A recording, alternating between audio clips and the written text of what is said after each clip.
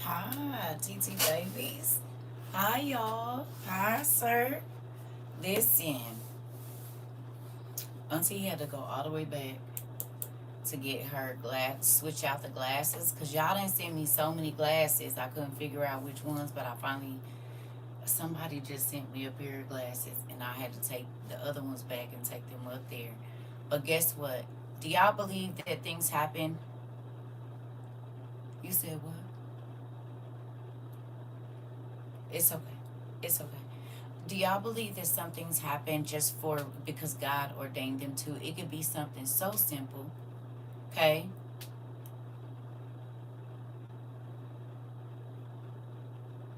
Right? Y'all believe that? Why I went over there, picked them glasses, I looked, right? But I didn't think to look in the boxes, so I had to go back to the eye store today. Okay, this is only my second pair of glasses in my life. Third, technically, because I had like some little readers back when I was like 27. Anyway, a lady that I don't remember seeing the day before was there today, and of course it's Saturday, so ain't nobody there, right? And so when I walked in, she said, "How you doing? Are you the lady that's coming? Hey Rika, are you the lady that's coming to switch out her glasses? I remember you from yesterday, lady. I didn't see you yesterday that I know of. Maybe you seen me, but when I tell y'all I don't be giving people eye contact, I keep it moving.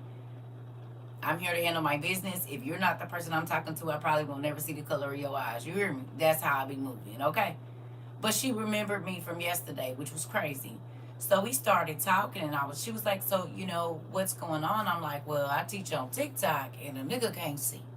It's what's happening. That's what I'm going to tell you. I can't see, and I read a lot, and I haven't even been able to read like I want to because my eyes are so wonky." So she starts switching everything out.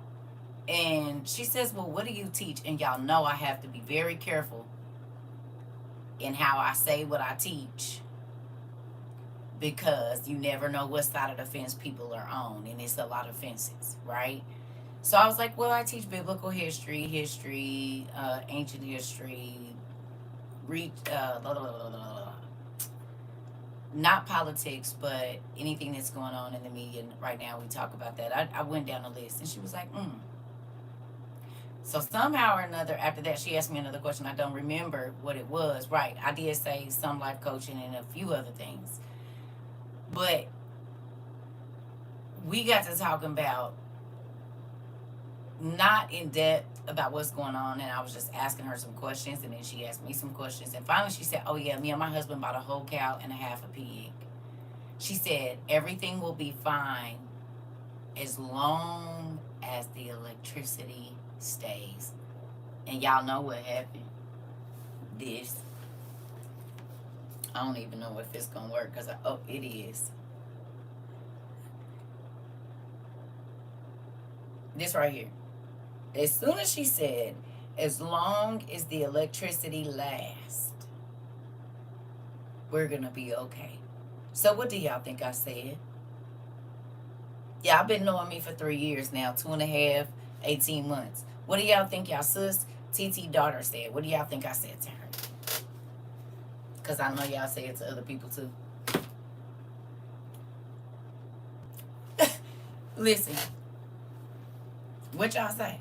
What y'all get some get your stuff. I said, "Well, did right, right. Get you a generator." That is exactly what I said, and preferably not a gas one, because the most thing that she was worried about was if the power lasts. I said, "Well, I don't know if," and she's an older white lady, so I really got to be careful, especially where I live and stuff. So I was approaching the situation with wisdom. You hear me? And so I gave a little bit, and then I kind of test the waters a little bit because folks will start acting crazy, and you messing with my eyeballs. I can't be talking crazy.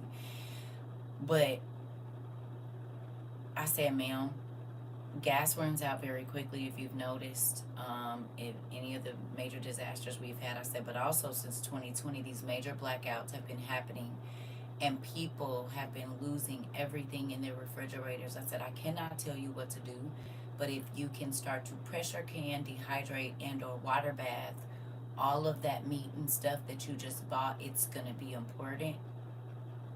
Come on, nephew. And you know how you can tell when a person's body language changes? She was concerned. And so I kept easing her into certain things. And so we went to check me out or whatever because she had to redo it and all of this. And when I got ready to leave, she said, I really enjoyed this conversation and I want to tell you thank you. She about to get a generator. She gonna get a solar generator. She's gonna start looking into things. I said, did you know down in Alabama or Mississippi somewhere that they're cutting the funding for their waste management, and so they could potentially have sewage water running through their pipes shortly? She said, what? I said, and everybody, even my family, they wouldn't listen. I said, but the people that I teach in class, we've had water filtration systems for 3 years. 3 different kinds, not just one. She said, I really think it's time. I said, yes, ma'am. This store that you look at every day could be empty very shortly. June, July. That helped me understand, y'all. People know something is coming, but because we've been told it's not as bad as it is, they're getting things, but not everything that they need. That part, Miss Lady. You hear me? And when I left, I said, God, I see what you're doing. And because it wasn't nobody there but me and her. Then the other girl came in. She ear hustling so hard. I'm about to show y'all. Yes, that's our auntie right there. Big Doug, gang, stag. Listen, that part. Look, the other. Now you know how people are staying like this. So we right here. The other lady came around. Now I could tell she had been in the back ear, because ain't nobody in here. You can hear me, and I talk not loud but loud enough. So she at the other little register right here. Me and the lady talking right here, y'all. When I tell y'all this, what she was doing.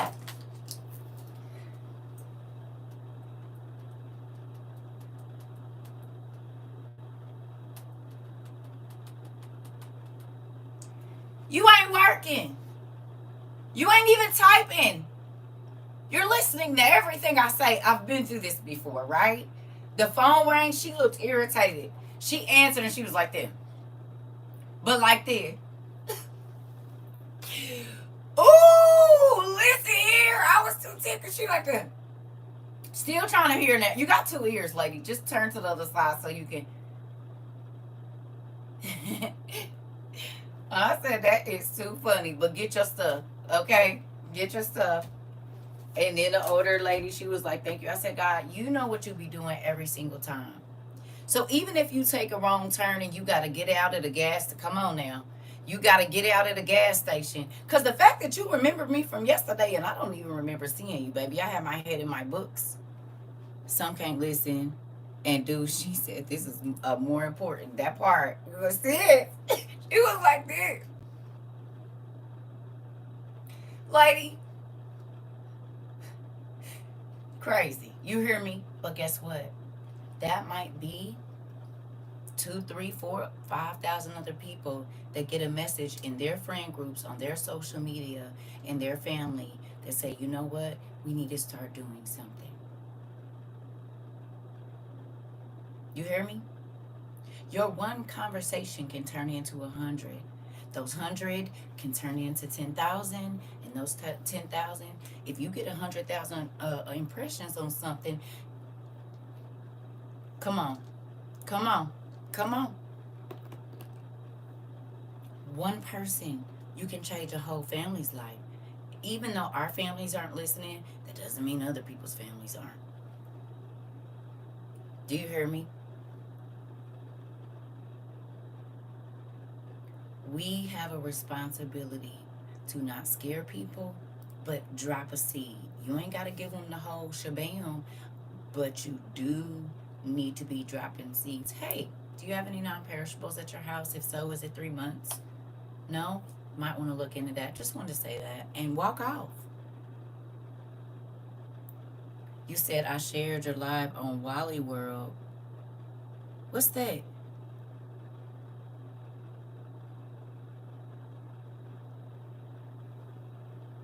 What you mean? On Walmart? You can share a live on Walmart? Girl, you trying to have the people come for me? Y'all be... You know the government is on Walmart, right? Y'all want to... Just say it. Y'all want the people... I'm trying to remain incognito. Share your message. You can share my live on Walmart. See, this is why I be scared to go outside. I never know what y'all doing. My armpits is probably about to start sweating. 5, 4, 3, 2, 1. Right? Ew, no way. Well, amen. Amen. You putting it out there. But you can post your stuff too. Y'all don't always gotta post me. Y'all can post y'all stuff so some people can come to y'all house and just not circus. At least we'll all be rounded up together. I didn't know you could do it either. But thank you. I'm joking. I'm playing with you. But that do make me a little nervous, folks. We just,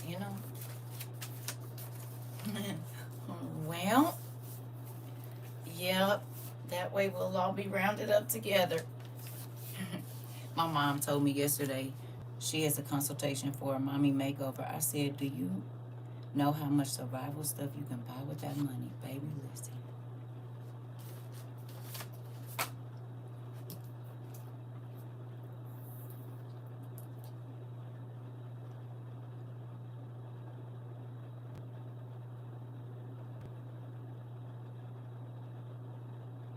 The world...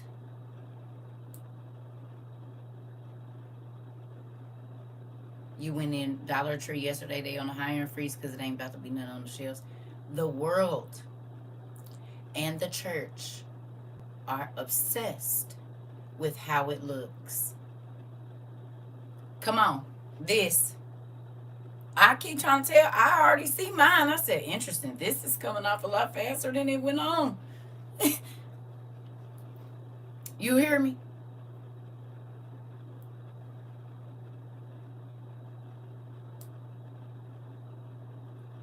Don't nobody want to look like they're struggling. I don't care.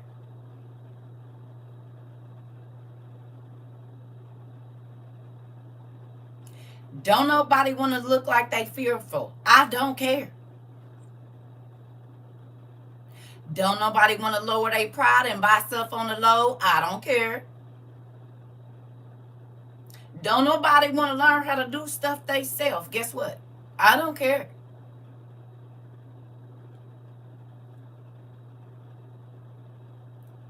They too good. They too cute. They ain't about to serve and do nothing. Oh, okay. Well, do you?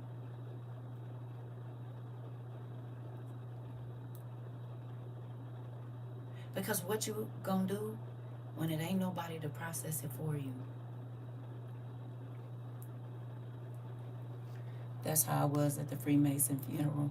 A girl pointed me out talking about, she showed me this was linked to the Egyptians before we even made it here. I was like, whoa. You said what now? That's how I was at the Freemason funeral. A girl pointed me out talking about, she showed me this was linked to the Egyptians. Oh. You like, wait, don't be pointing me out. Not while we in here. You trying to get them to jump me? See how people do? This why I be, You. Come over here. Come over here. Come over here. No. You gonna have me in that place. And I'm gonna tell you something, Nisi Poo. You're all in my business. You're all in my business. You said, I don't care, I got mine. That part. This, Rika. And when she better not come knocking at my door when stuff hit the fan, because I'm gonna tell her to go ask her, sir. Just talk about my mama when I was at the place. I told her, I said I called my mom and told her she needed to get some ghee last week or two, and then someone came in my class the other day and said that 2 sticks of butter is gonna be almost $5. She said, what? I said, mm-hmm. $4.19 for 2 sticks of butter. That's a half a pound of butter, not a whole pound. Interesting. When you used to be able, butter used to be like $1.29 a pound. I remember when it was $1.50 a pound, because that's when crab legs wasn't nothing but about $9, $10 a pound for a pound and a half at Walmart. So I used to have to buy a lot of butter back when my little kids was little. My kids was little, so we could have our crab boil back about 2007. That's when I was spending $100 on crab legs, about $15 on butter. You hear me? It ain't like that no more. And the scary part about it is, our families are going to try to guilt us. Yeah, no, oh, I thought you was a Christian. I thought you was too. I got a job offer making more money, but my job I'm at now is going to be really essential soon. When times get hard, people can't afford dealership shop prices. I'm trying to tell you. Ain't nobody about to be buying no cars. I used to get 30X for $3.99. Now it's $11 this. So everybody that try to say, I thought you had a love of God, and the love of God that I had for you was me warning you to do what you was needing to do.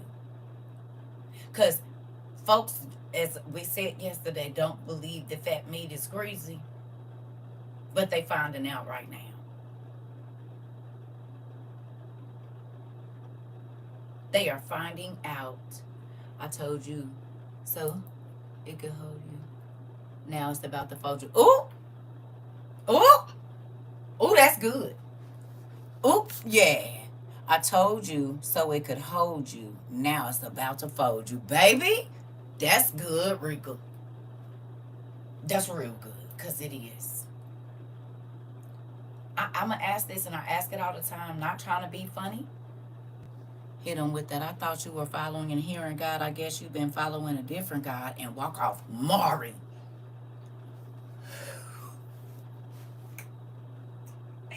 I'm just gonna tell y'all better be ready to fight. You better get your kung fu stance on. Cause people is about to be stressed. They already is, they just not trying to tell you. They gonna start dropping hints. I'm trying to tell you. Listen.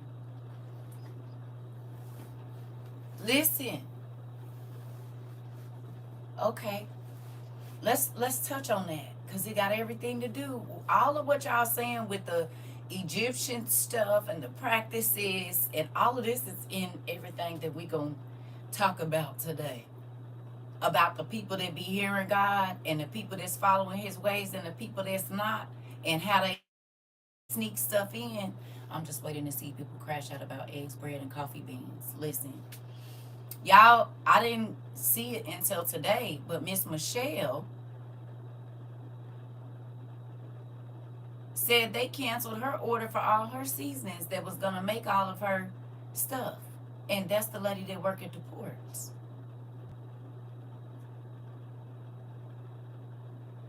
She also said very soon it's not about to be no food.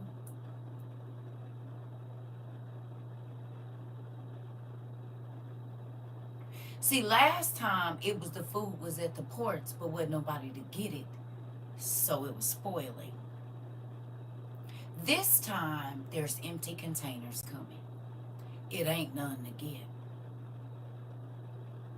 Y'all remember during 2020, 2021, the problem was the workers were sick and it was nobody to get it off the ports. Excuse me. And now it's empty containers.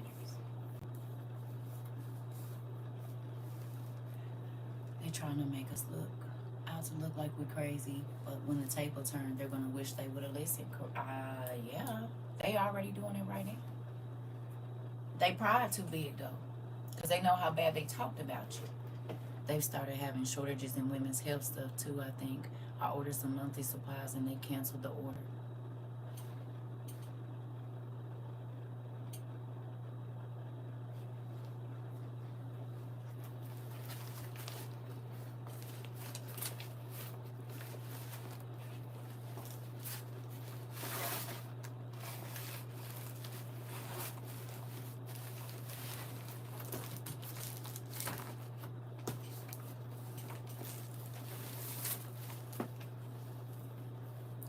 Like these?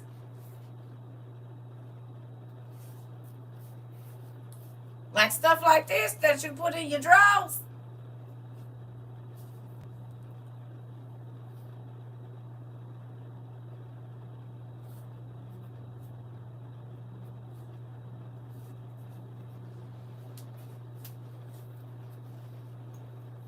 We have a WOIUer that's having a baby, and she might have thought I was crazy, but you know, I try to, if I know somebody is, I try to send whatever God tell me to send, because everybody don't be needing the same thing. But we definitely sent her some reusable diapers. Definitely did that. And people thought I was crazy just a couple weeks ago, a couple days ago, when I said, if you got babies, you need to go online and get them some, or if you're pregnant or whatever, you need to get some reusable diapers if you have little ones. Anybody really that ain't potty trained. And they got them in all sizes, and they come different now. Now they come with pads that's like this that you can rewash, and they come with a wet bag. They come with the plastic underwear things, and you remember how, excuse me, in the olden days, that you had to go up by size. Now they make them where the snaps fit all from zero weight all the way up to 32 or 36 pounds, something like that. And you just snap it in different places to make it larger or smaller. So you ain't even got to have no small, medium, large, whatever. It's one diaper, and you slide them in, and you can put one on the top of it. You said, I've been seeing a lot of monthly items and baby diapers on clearance. Interesting. Listen, I ordered my food on Wednesday or Thursday, and Amazon said the items will come on Monday. I was like, wow. They coming late. Yeah, everybody says stuff is coming in late. These people are too prideful to just get the Nido powder milk for their babies. They're so fixated on Similac and other brands. Listen. Listen. I'm going to ask y'all, and I ask y'all this question all the time, and the reason that I do, because I know the feelings change. How many of y'all used to feel like you was crazy when you would walk by your survival stuff? Be honest. In the early parts of this, because I know it changes for some people. But how many of y'all used to feel crazy when you was walking past all your survival stuff, thinking you tripping? Like, people, I know they did, because in the beginning of COVID, I did too for a minute. Then I was like, nah, God, I just gotta wait it out. Okay. Do you feel crazy now? I don't care how small the water filters, the whatever it is that you didn't purchase for your house. Do you feel crazy about it in this moment in 2025? Not at all. No. Do you feel like the sacrifice that you made was worth it? Nope. I felt relief despite all my spouse treated me like I was crazy fool. Oh, I know a lot of y'all was going through it. Every penny. Nope. Me dancing and swaying the prep stuff, that party. Look, ain't that? Wait a minute. Let me get my money together. Let me get my currency together. Hold on. I want this snap in there. Oh, the other side. Oh, that's cool. They made these so you can snap them and wash them. That was smart. Okay. Okay.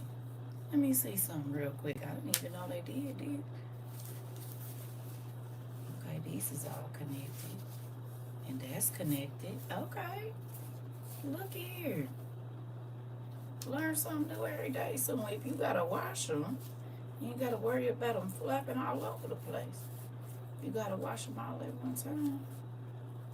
Hold on, let me see. And they all connected. Well, go ahead then. Look at that. Let me get my bread together. Hold on.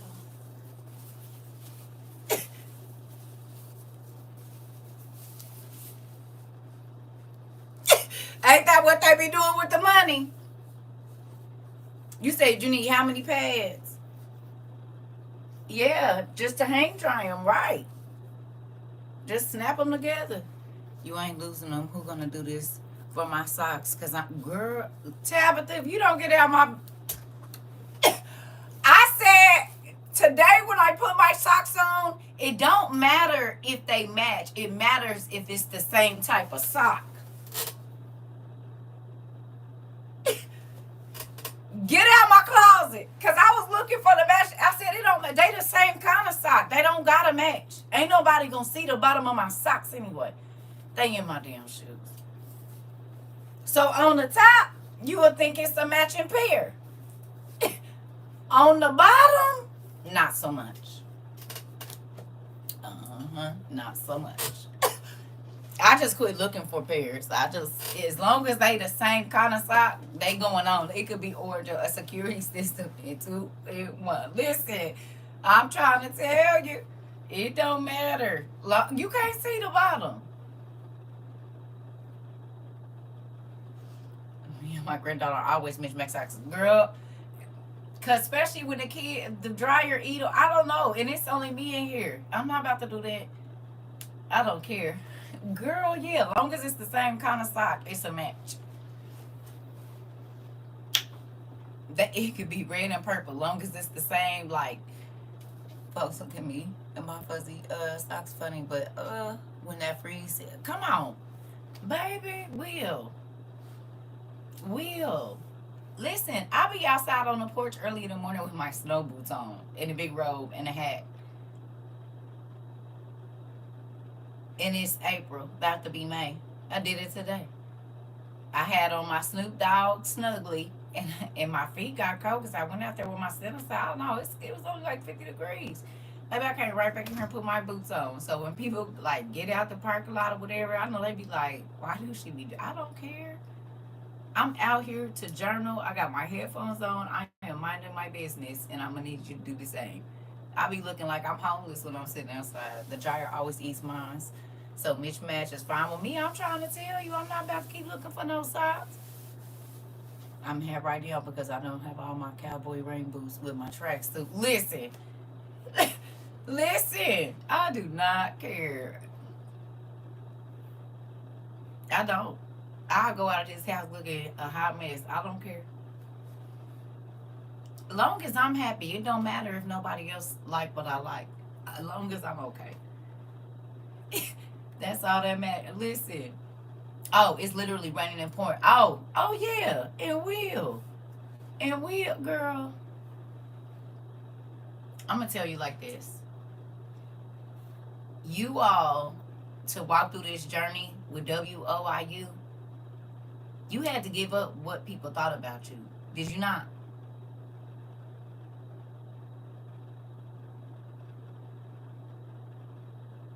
You had to give up what people thought about you to walk this walk. You sound like my son. He takes his lunch on the patio in Naruto shirt, shorts, and watching PBS Kids in my over. Will, girl, me and nephew do. Show, girl. I know my neighbors be looking to be like, oh, she's probably crazy. I don't care. If that keeps you away, it's fine. We mind our own business. You had to stop caring about what people said in order to do this. Because I know for the first year, first of all, you thought you was crazy. And then the devil would send people to make you think that you were overreacting. And you were not.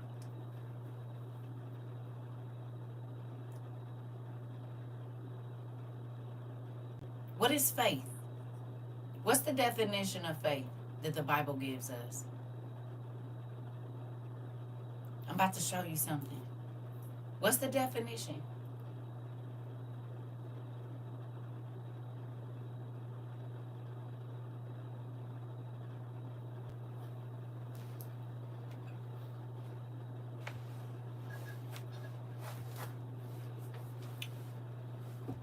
Believing in the unseen. Even as a kid, I wanted to be an old lady. I just got there years early, that part. I like it.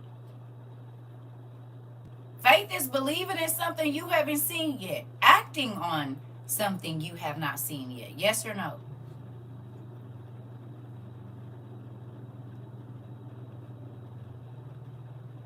Is it?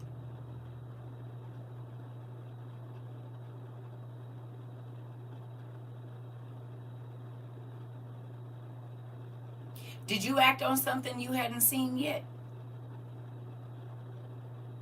We wasn't in 2025 when we started this. But you all acted in faith that what God was showing us was going to happen. So you acted in faith when you just bought water straws. And then you acted in faith when you said, well, they could, put something in there. I mean, I don't know this lady, but I'ma just, okay, here we go. Hebrews 11:1, which defines faith as the assurance of things hoped for and the conviction of things not seen. Okay. Webster's definition is firm belief in something for which there is no proof. Oh! Oh! Did you have proof of what all of the crazy stuff? I could have been telling y'all anything, right or wrong, because it was a lot of people on the internet saying just any and everything, right or wrong. I could have got up here and told all kind of stories. I could have just did mythology.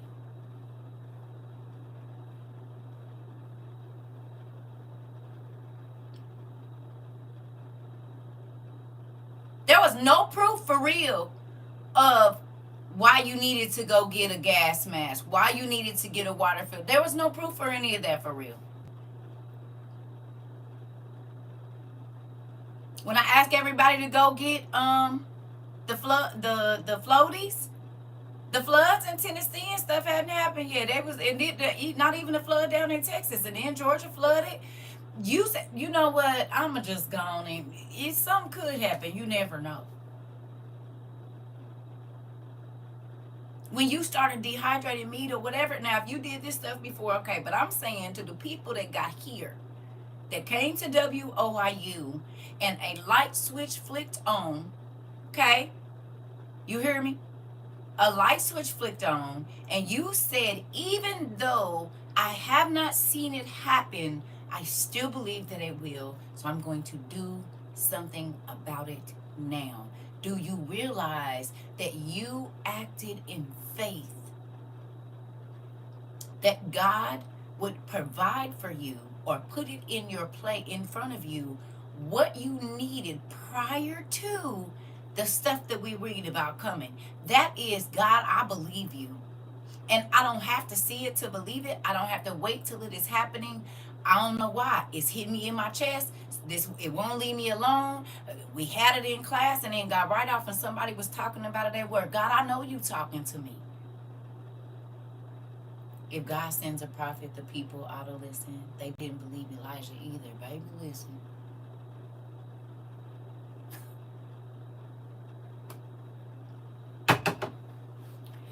I see why prophets used to be ready to bust people in their mouth. We screaming at the top of our lungs, looking crazy out here, and you want to just, okay, leave me alone.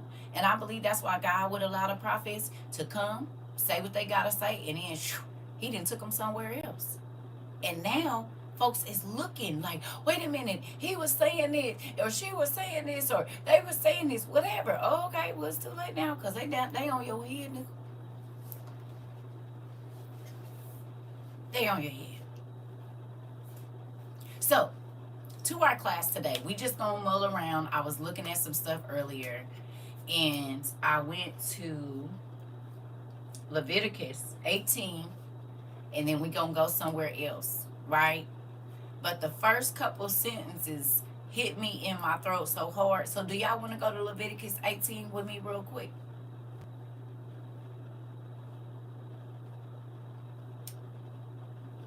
Y'all want? And you ain't lied about nothing yet. I've been having dreams about who's to come, and there will be no safe place, not even underground. This pumpkin. I'm about to show y'all something. So have you asked, now that you see, I'm going to get a pillow from my back, y'all. Hold on. Because this is crazy.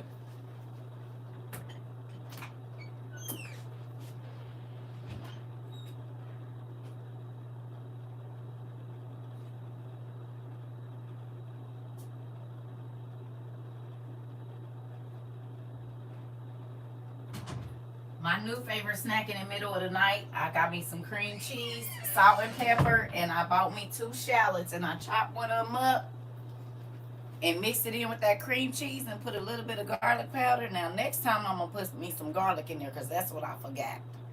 So the other half of the shallot, I'm going to use some more of that cream cheese with them cheese crackers I told you about. Fire. Put me a little parsley in there. It was real good. Did.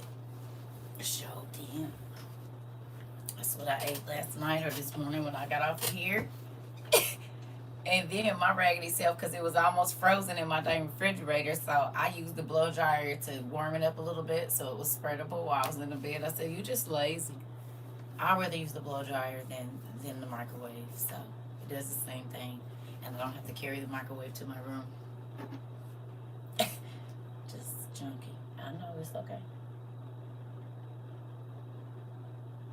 Yeah, it works. So if you ever have to warm anything up and it's already like, like I like certain things kind of melty, I just put it right in front of the blow dryer for a minute while I'm in the bed, and it works just the same. I'm trying to tell y'all what to know. Because I hate using a microwave with this. 10 seconds. I'm good. The blow dryer dries my hair, warms my feet, warms my back, and heats up my food. All in one. Get one. They're great. Yep. They are great. So, there's that. Just lazy. All right. I told y'all the person I was with before my ex-husband, Grace, well, that nigga would go with a chicken bone in between his cheeks. He was so mad. He said, it's a...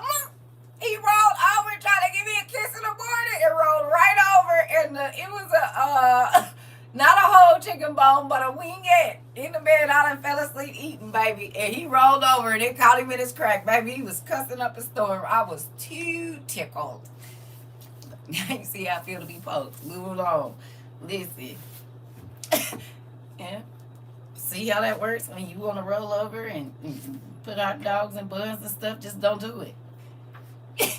Don't even do it. All right, moving on. So I'm just saying, y'all know what I'm talking about. No, that's exactly how it feels, sir. That is exactly how it feels. Listen. All right.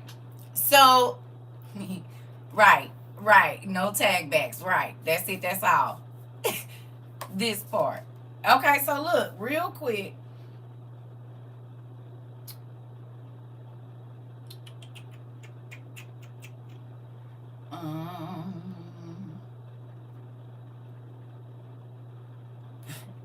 It still tickles me every time I think about that. And he's a big dude, so he was like a pea, like what is it, the princess and the pea? When she kept feeling the little pea under there, she was like, no, it's something under here. They had all the mattresses. This, I'm trying to tell you. Okay, so real quick, look, what I miss? What did I miss? Without the mustard, this part, Mari, listen. So Leviticus 18, y'all, because now listen. Don't come for me. Do not come for me. But I do need you to put some notes on this paper. What's the notes I need you to, what do I need you to write on this paper? 2 things that are required for your notes.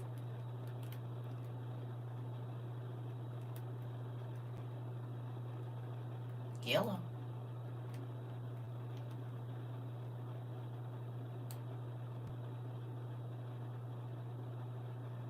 Date and time. Come on. Time and date. Time and date. Time and date. Time and date. Date and time. Yes. Do you see how important that is, though?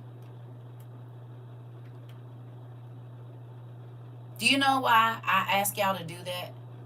2 reasons. Of course, because God says make a record. But also, as these things are happening, if you took notes in class about certain things, you should be able to go back in your notes over the last 3 years and see when God had us studying it from that date to how long it happened. You can go back in your search history too. You should be able to. And look at what you were looking at this time 3 years ago, this time 2 years ago, because we Googled everything at that time. And you can see what information you were looking up and how relevant it is to right now. So you can see how long it was from the time that God gave it to us until it happened. This is how we know if Elijah prophesied 20 years prior to a siege, this is how we know it was 20 years.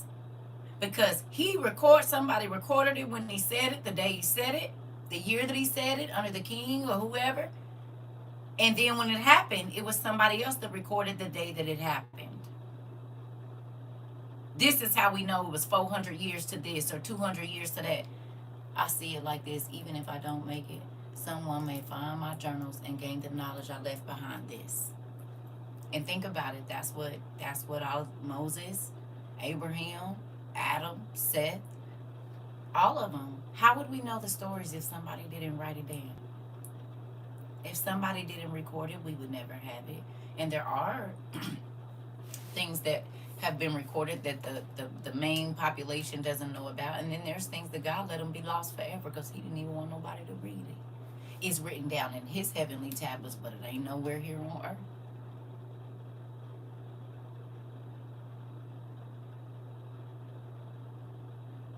You know what else we get? We get a written accord of us getting to know Jesus.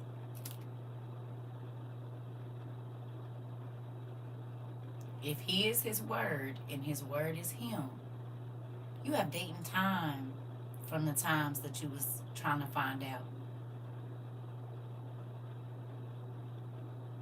Just like when you date somebody or you married, there's certain dates that are stuck in your mind because they mean a lot to you. Anniversary, first date, first kiss, first whatever. You have that recorded somewhere, or you know it in your mind.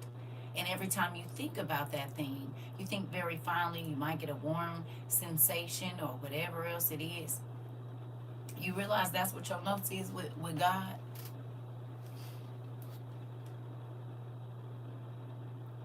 He said, what about when Jesus mentions Prophet Muhammad? What about it? There's a lot of prophets mentioned.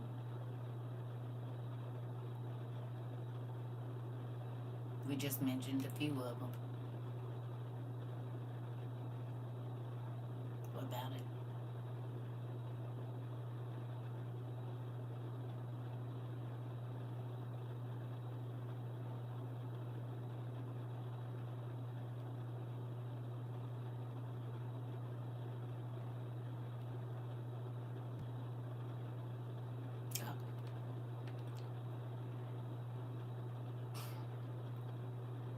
Why do we stop at Jesus?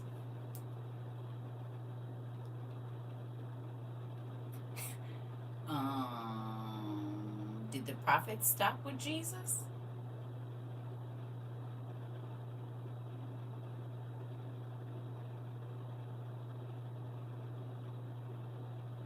Because clearly,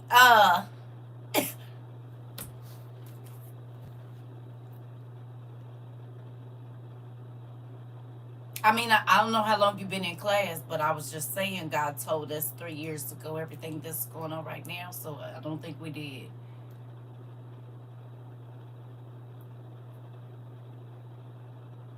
We didn't. We didn't. But back to what I was saying. Oh. Okay. Okay. Well, hello. Sorry, nephew. Wait a minute. Okay. Y'all gotta tell me when y'all bring your family members in so they get the nice me, not the stern one thinking they didn't been here. Okay. I've started my walk with God November 1st. My son asked if he could get baptized for his birthday, so we all got together for his birthday and none of us got baptized. Good shot. Okay. Hi, nephew. Sorry. So let me tell you, Ty. Okay. Because, see, Auntie was about to, you got to, hopefully they be warming y'all up, but I see they don't. They just throw y'all in the deep end. So you gotta let me know when you knew, because if I think you've been here and just asking a crazy question, then I just be ready to go a different way. So the disclaimer gets lost in the mail. Yeah, it always do. So I'm gonna tell you why. One of the reasons that we see, whole different teacher. One of the reasons why we stay on Jesus is because his blood. There were many prophets. There was many influential people in religion, period. Let me say this to you. Abraham had two sons. And I don't know how old you are, but I don't know any parents that teach their children different things. Most houses have the same rules. Now, of course, each child you have to parent a little differently, but either y'all mama or y'all daddy, you knew mama said or daddy said, and it was a unspoken rule that we know mama rules, we know daddy rules. Abraham's two sons were split up, right? But their father told them the same things. Abraham taught both of his sons the same things, right? Now, what mamas taught was something different. This is why the Quran and the Bible are so similar. They kind of actually just kind of like go together in a lot of ways, right? It is portions of the same book, of the same teachings. It's just um, how people take it to the extreme in one way or another. Now, just like the Bible has been edited, the Quran and whoever was writing it, and you know what I'm saying, whoever was editing it to do what they want to do with it, it's the same thing. Most holy books are. Most holy books. I mean, we got some other ones back here from Buddhism and everything else, and one of them, I think it's ooh, Buddhism, if I'm not mistaken. Yes, Buddhism and in Hinduism, a lot of it is like Psalms and Proverbs, and you can match it up. So it's almost like some people said we only gonna take Psalms and Proverbs and Acts, and we gonna, and then we're gonna only take this part and we're gonna only take that part. And so the person that was giving that knowledge to people, right, is kind of who they deify.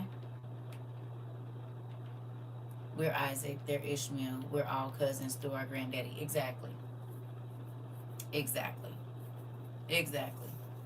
So that's why, in most religions, you'll see some common threads. And it's because they all started in the same place, and different people just kind of took their sect and took what they, it's just like the Jewish people. They don't recognize Jesus as the savior, but they only study the Old Testament. We study the Old and New Testament. Some people only study certain parts of it, blase, skip, whatever.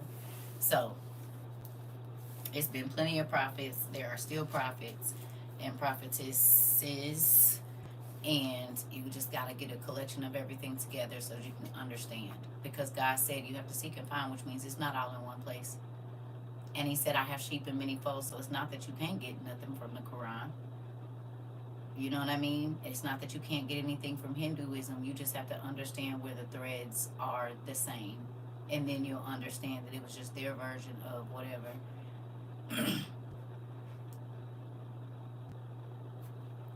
It's a lot. But yeah, there's still plenty of prophets out here. And they still spitting what God is telling them to say. So I was told I was stupid for wanting to read other religious books. Yeah, well, not much you can do about it. Listen, this is the thing. Once you take out all of the barriers, right? And I'm talking to the folks that's been here. How many of you had a closed view of religion before you got to WOIU? And it could only be one thing, because that's what we were taught. The Muslims this and the Muslims that. Then when I studied with my cousin, I'm like, it's basically the same thing. Okay, so I was reading the Quran. It says that Jesus was never crucified, but he was instead exalted into heaven without bloodshed. See, it's the same exact thing. It's just how they spin it. And once you get all the pieces, once you get all of the pieces, then you understand that it's whatever spin they wanted to put on it. But if you have all of the pieces to the puzzle, you can see it. Yep. It's just like the other day, your cousin in here, Nicole, we were reading about something. I can't remember what we were reading about. And then it just started clicking with her. Mimir is Mamir or Membray and all of that. So you have to have more pieces to understand how it all goes together. Now, your sister probably can lead you to the information. And I can't remember where we read it at, where Abraham would go down and visit his son, and he was taking him gifts and different things like that as he got older in age. I don't know if it's in the Jubilees or where we read it. Right. But you can see the other part of it, to where you, like, they try to make it like they were like this, always going to his sons or whatever. And of course, you know, the baby mama drama made it messy. But Abraham still had a very good relationship with his sons. And he did as much for the son he sent away as he did for the son he kept. Ishmael wasn't just out here bad. And then later on, God ended up giving Ishmael a blessing as well. That's why the Arab countries are so rich. They're loaded. Most of them. Y'all think that's just for nothing? No, that is the blessing of Abraham on the Arab people. Yeah. It's the blessing of Abraham on them. Indians are loaded too. The Eastern Indians, they loaded as well. Well, they come from Abraham as well. His wife Keturah. Yeah. Uh-huh. It talks about it. Okay. So you know then. Mm-hmm. So it's all the same story. It's just what spin they put on it. One of the things that we do here is inclusion and not exclusion. And who now is happy that we did inclusion instead of exclusion? And do you see how blinded you can be when you only look from one source? I did. Auntie, I'm all in it. Yep. That's what I was up reading. It's right here. That might have been where I stopped at. Nope, I stopped on page 37, auntie.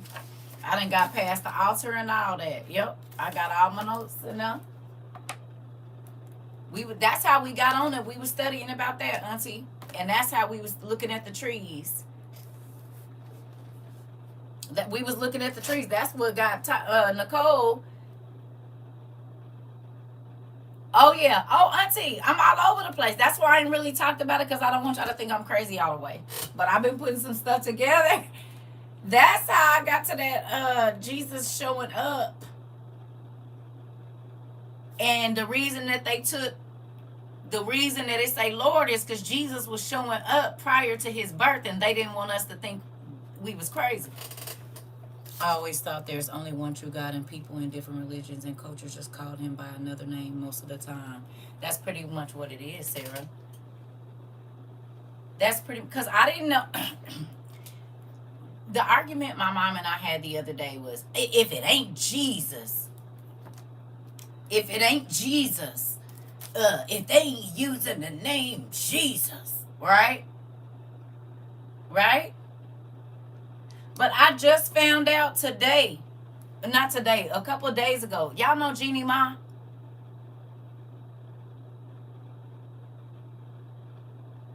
Jeezy baby mama.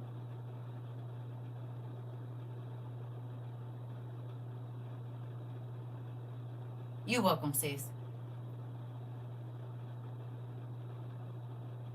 I think she's Vietnamese.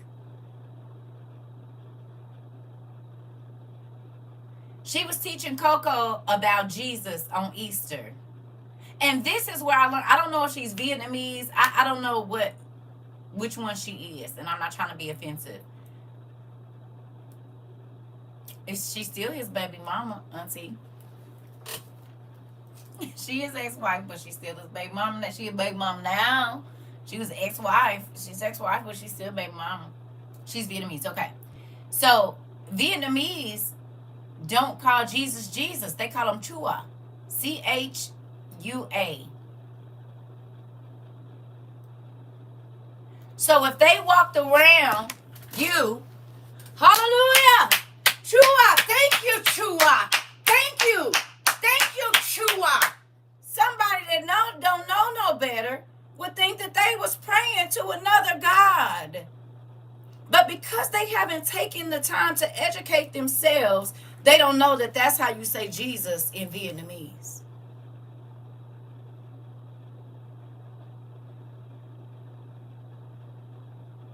Oh, they over there serving that Chua. Chua is how they say Jesus. Did you know?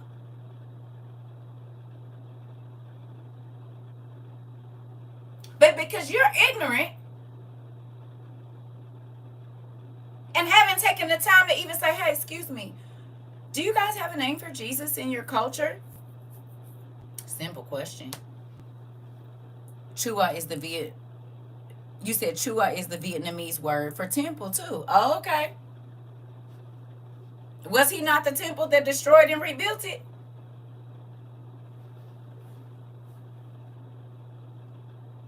Didn't he say he gonna destroy the temple and rebuild it in how many days?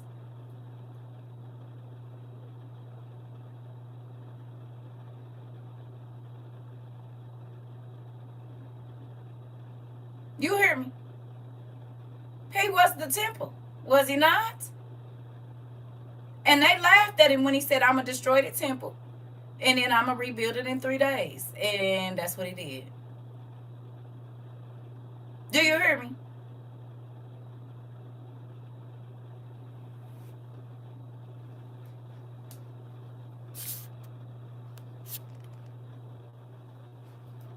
You learned it from lovely Mimi. See?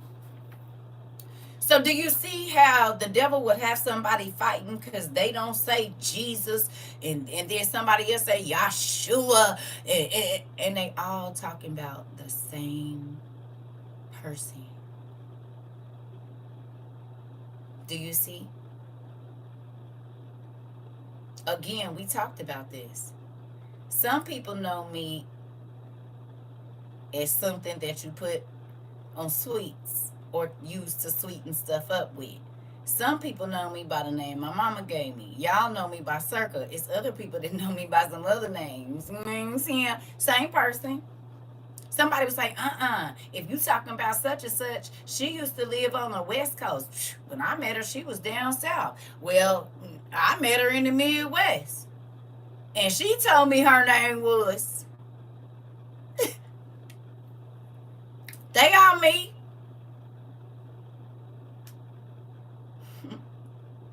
Brown sugar, honey, Vixen. They all me. Right. You said you is sassy britches now. Exactly. They all me.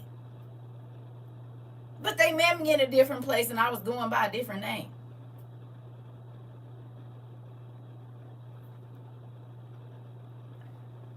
I definitely had to. Now, in every religion, if God said, I have sheep in all folds, what does that mean?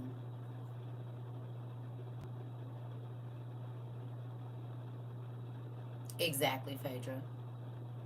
What does I have sheep in all folds mean? What does that mean? All. And then even at the end when he said that the people that's going to come out of the tribulation, they're going to come from all nations. So what does that mean? That means that somebody in a nation where they have to worship whatever else is still worshiping Jesus. They might have to do it in secret.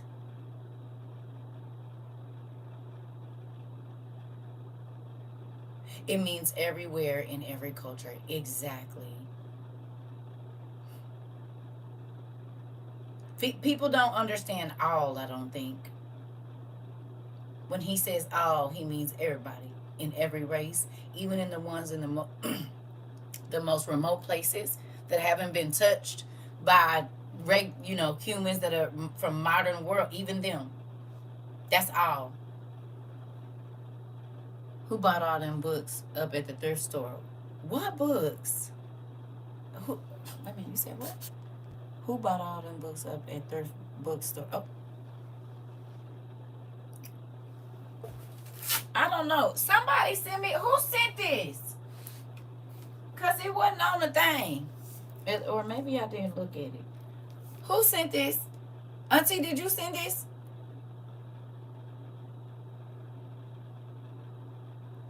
Oh, you know that once I showed it up here, they was gonna go get it. I showed it the other day. We was reading out of it the other day. We was studying out of it because, again, right? I don't know who sent this. It's thick too. Auntie, did you send this? Or Auntie Judy? I don't know who sent this.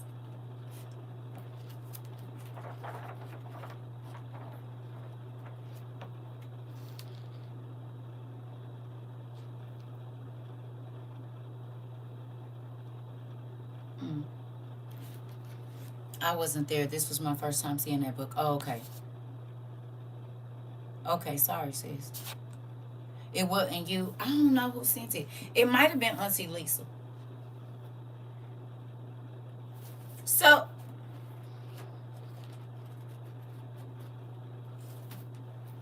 I want to tell y'all a testimony. Do y'all want it?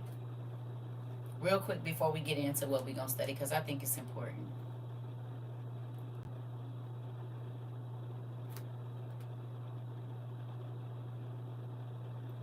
And real life has scared me. Okay. So y'all know I've been saying I'm going to get my glasses. But glasses is expensive. Right?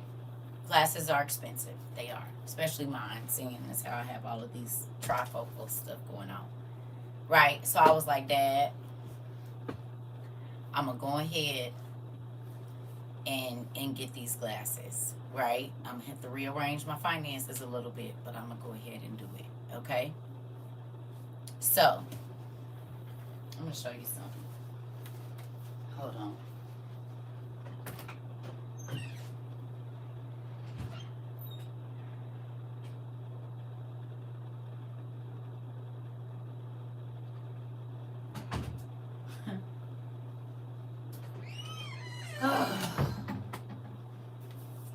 So, Auntie sent me this book, right? Auntie sent me this, Auntie Lisa from Florida sent me this organizer, daily calendar thing, right? So I was writing our prayer for what we need in the WOIU community on it, right? But while I was doing that, I was like, God, I really need glasses, and you know what my issue is with it, right? Just in my bathroom, because y'all know that's where I be doing a lot of my thinking, just talking to God or whatever, right?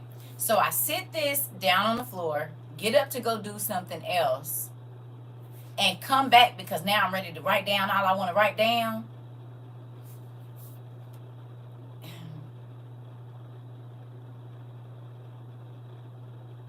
I'm the only person in here. There is a stack on my floor in the bathroom that I just left out of 30 seconds ago of money. I started freaking out like, did God let an angel come and put this, like, I just walked out that money was not, I don't keep cash. But I said, God, you know I need these together.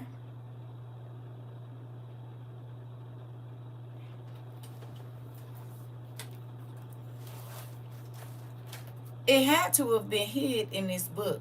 So I want to tell you thank you. And why was it $50 under what I needed to get my glasses? Chick, I got this in like January or something. When I say I cried my eyes out, immediate answer. I had the book. I didn't open it. Where did this money come from?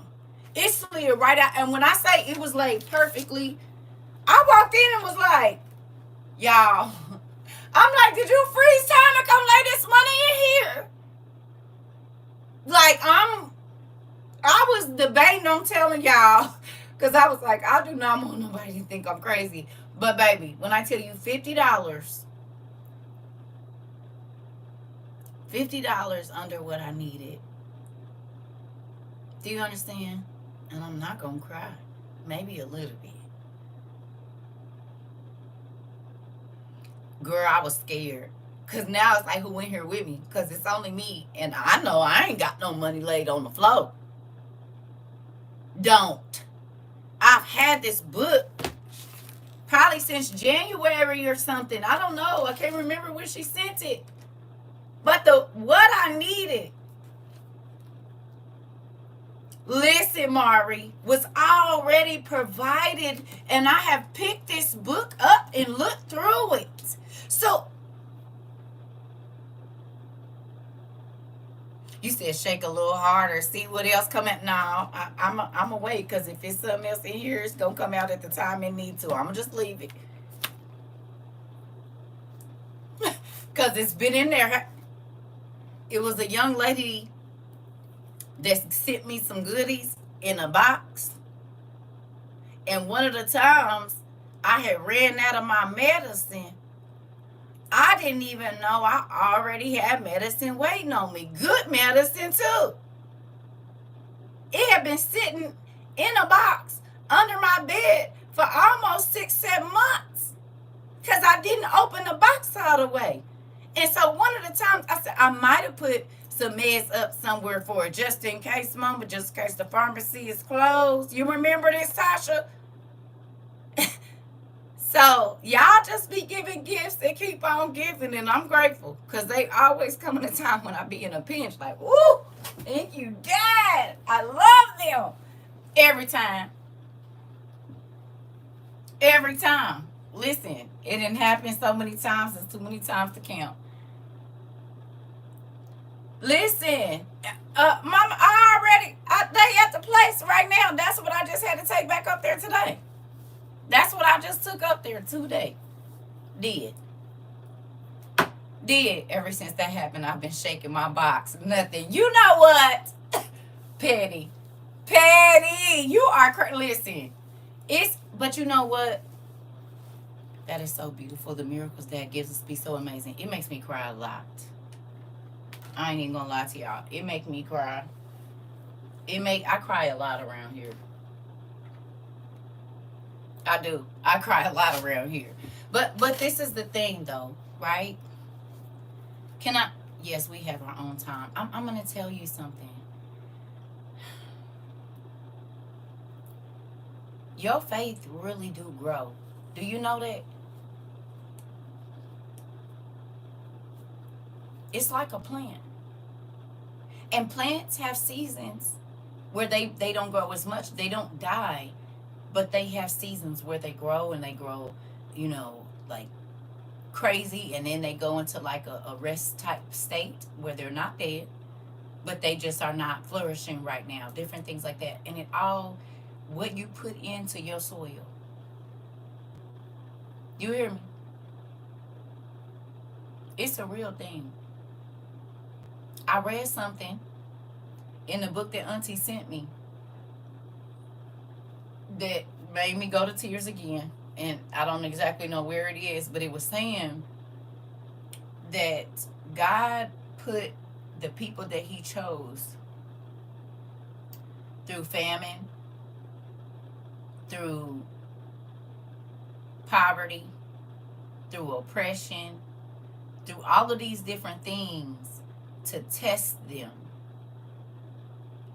So it made me look completely different at the times when I was hungry, but I didn't steal. The time when I was cold, but I didn't go take nobody else's stuff. The times when I didn't have no money and I didn't go find none. Because it was looking for me. It was looking for me, but I had to run and hide. You hear me? That's why they say your character come, listen. But when you say in your mind, God, I depend on you, even though it's sitting right here in my face, but I know if I touch it, it's going to burn my hand. I love you too. You hear me? It's a real thing that you will see the other side of it if you go through the ugly. And go through the ugly. And I ain't saying I always went through it, right? I told y'all all the times I used to be like, why do you keep on asking me to do stuff that you know I'm not ready to do?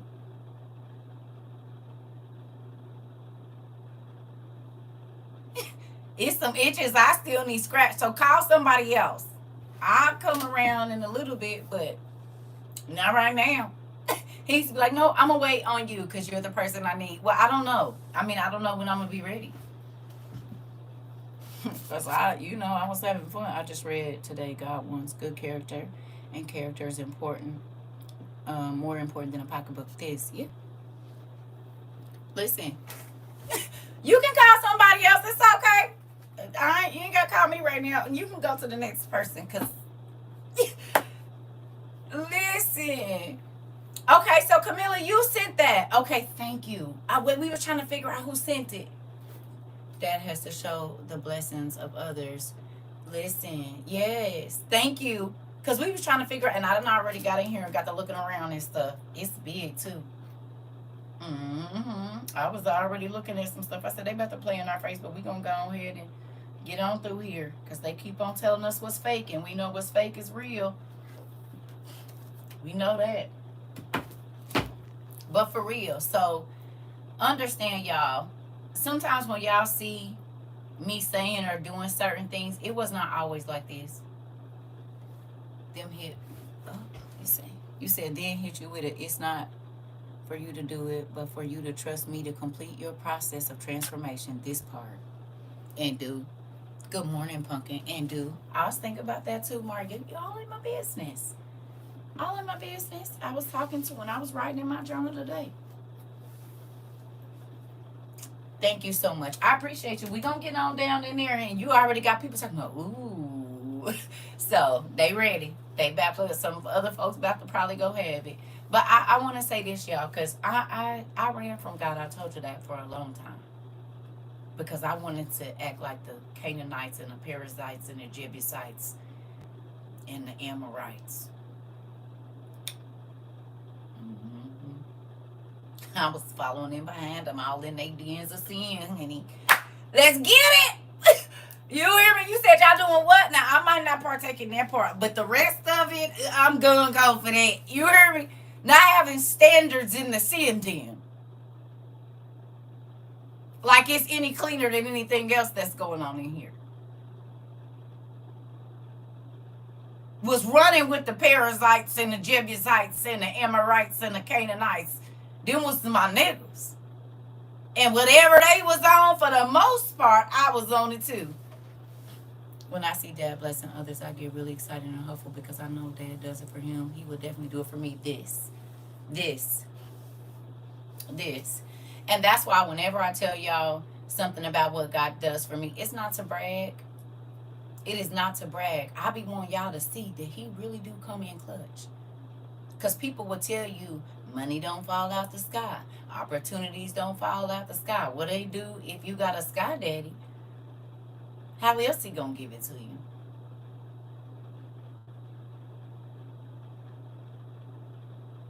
Your natural father ain't walking over to you and standing on the top of the house and dropping money out. Because he right here, he could just hand it to you.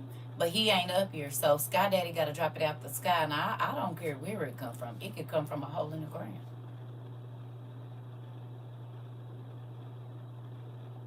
It don't matter. Just like Queen said the other day, people draw the line at where their blessing gonna come from. I don't care.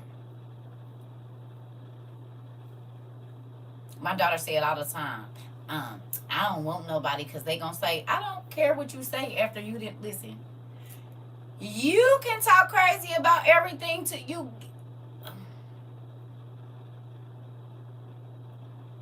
Some people be like, I don't want nobody to do nothing for me because they gonna have something to say. Say it. I already got what I need. Make that make sense. God said He will make my enemies help me out. That part. But think about this. You know how some people, maybe this person did you wrong, and you don't know that God, you bumped into them, and they just so happen to have what you need in their hand. What do you think that is?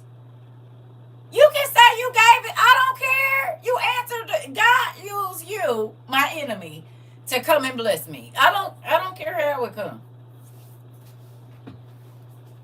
You understand? Folks, they be putting a block on where it can come from. I'm taking all the blessings God want to give me, wherever they come from.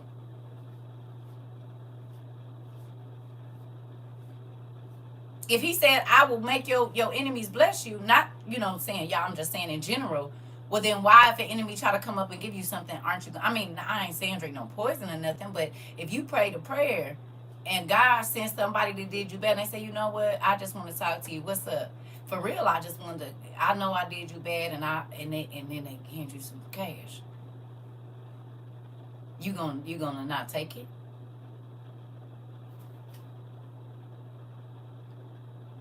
Tell me. Baby, you can hate my guts. If I didn't pray the prayer and you the person He sent to fill the need, who am I to argue with God? Nope, won't be doing that. They sure do draw the line. They will limit their blessings. That's why it's so important to remember that blessings and curses come from the same place. Your tongue. This part. For real. If somebody that you got into it with 15 years ago was trying to offer you something that's tangible, like that ain't open, ain't nothing wrong with it, you're not going to take it?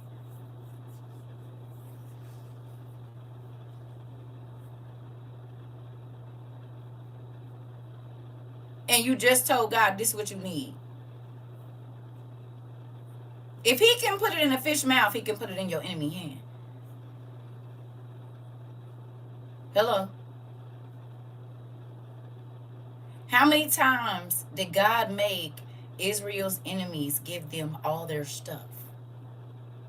The very people that had unalived their family members, taken their things, taken their homes, burned their stuff. God would let all of the stuff that those evil people put together and make them put it up all nice and pretty, and then run them out and put you in them. That's what He did. We about to read about it today, which is so crazy we talking about that. Take the limits off of God. You said you didn't think about it that way. Take the limits off.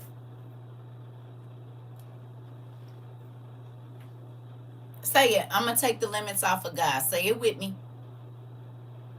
Say it with me. I am going to take the limits off of God. Listen. Say it. Come on. I am going to take the limits off of God. Thank you. Okay. Oh, okay.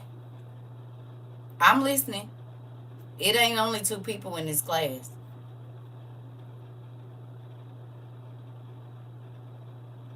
Oh, okay.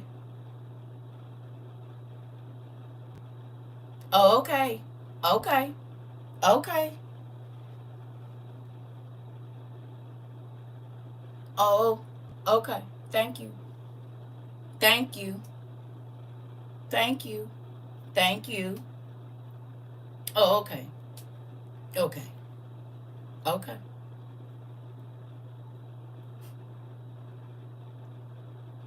Okay. And I'm going to tell you why. God could have never given the Israelites Canaan because there were barriers. They had to take the limits off of God because they was as grasshoppers to these people. Jack in the beanstalk. God gave the Israelites everything that was in the giant place. The giant groves, the giant rooms, the giant beds, the giant chariots, all of that. But if they went on their carnal mind and listen, then they would have never even believed that God could give them such a fortified city that was already flowing with gold and silver and everything else.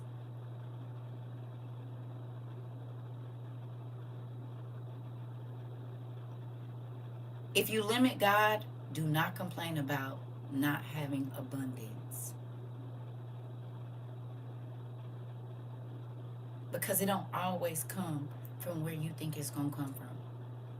That's putting a limit on him, that it can only come from where you see it coming from. I told y'all the last time I went to Florida, I said, God, I need $500. I don't know how you going to do it, but I need you to do it. And the second day, I was there with somebody else. But I needed the $500 when I got back to fill my truck up so I could drive it here.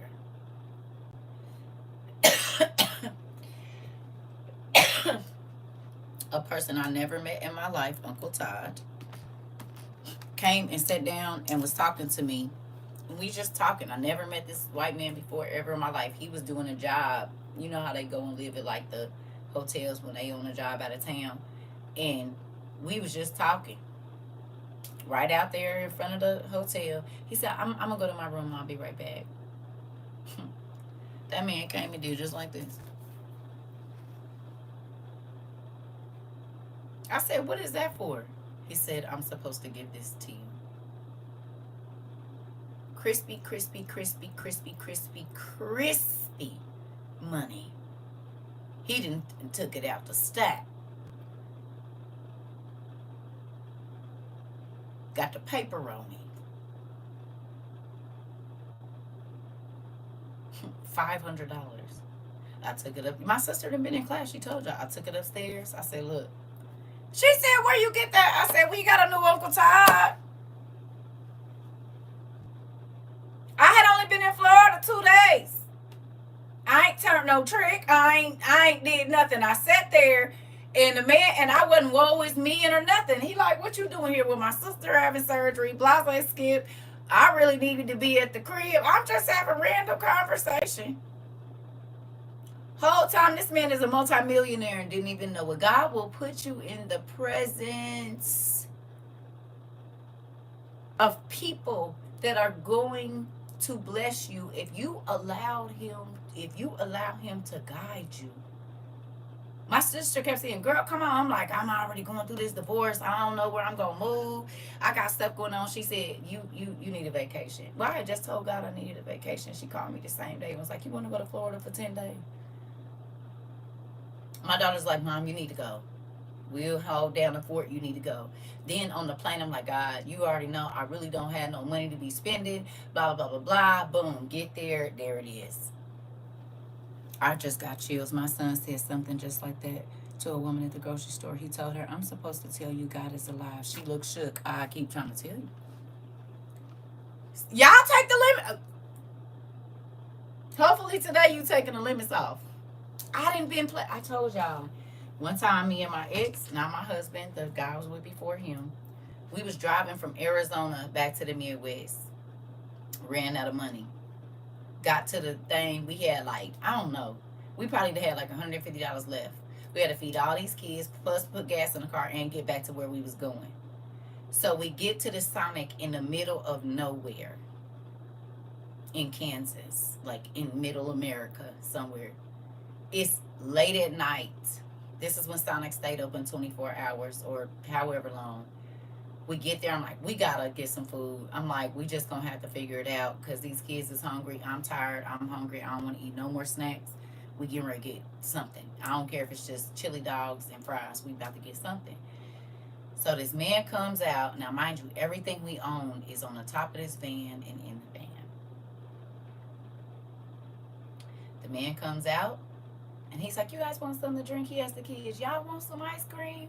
And they like, yeah, we like dessert. He was like, so he came out and he brought the desserts and drinks first. I'm like, okay.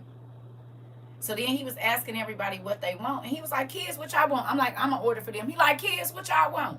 When I tell you my kids was ordering, I'm like, we about to go to jail.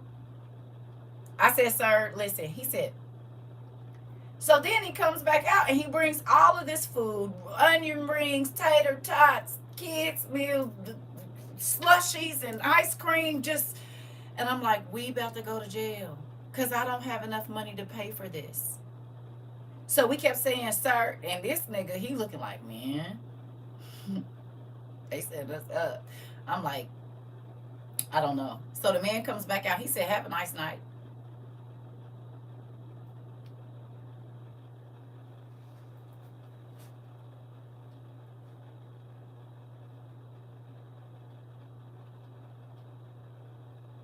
Oh, wee. I said, the police ain't gonna follow us now. You're not gonna call the police, he said. Have a nice night.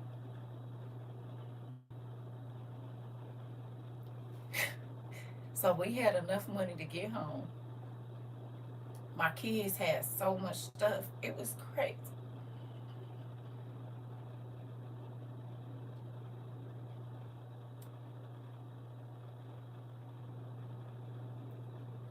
Y'all,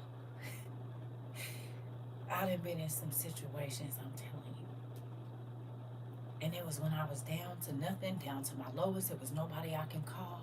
That God did things like that for me and my kids over and over. I had to move out of the house, I told y'all. Went to a bar. It was a nigga. He was trying to find somebody to rent the house that he was moving out of because he couldn't afford it.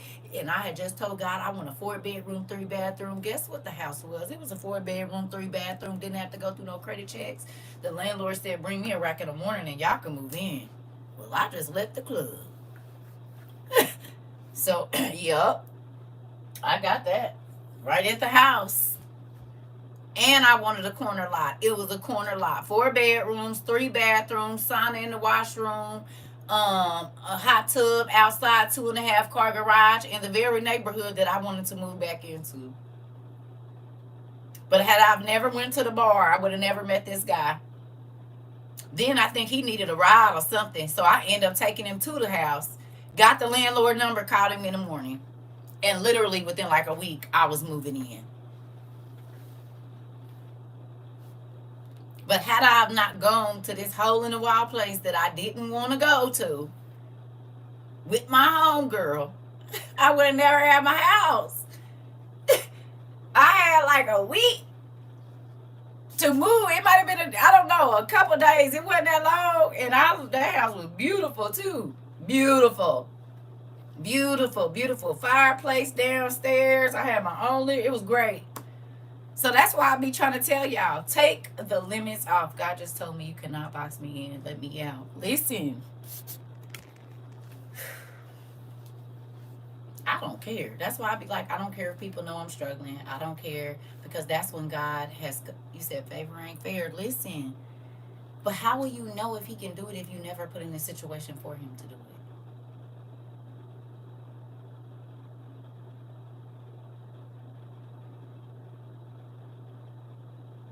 If your life is perfect, you don't need no miracles. Well, my life has been far from perfect, and I'm grateful for it. Hell, y'all is a part of a miracle. Y'all still, you just seen it. I just told y'all, it's been 3 years. You would think the miracles would probably stop coming by now.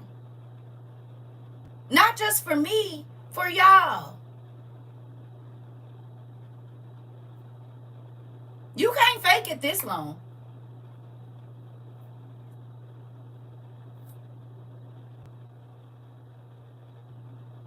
How many of y'all done received miracles since y'all been here? And it might not be a miracle to nobody else, but it was a miracle to you. Whatever it is. It don't got to be money. It don't got to be a place. Whatever your miracle was. I don't know if they don't send a bill or it was paid. I don't know.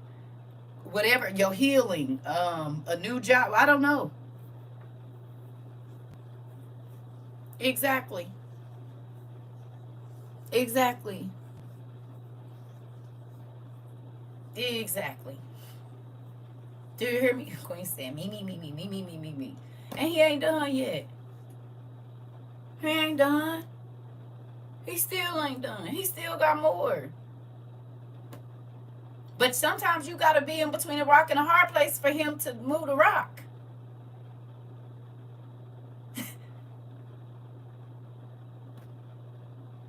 How will you know? I done been in entirely too many situations, babe. Yeah. I don't want to talk about how I did it. Because I didn't have to do it. All I had to do was go where, even coming here. You said them prayers when my grandma passed, they still holding me. Come on. You understand? This is a thing. Like, he's only as big as you let him be.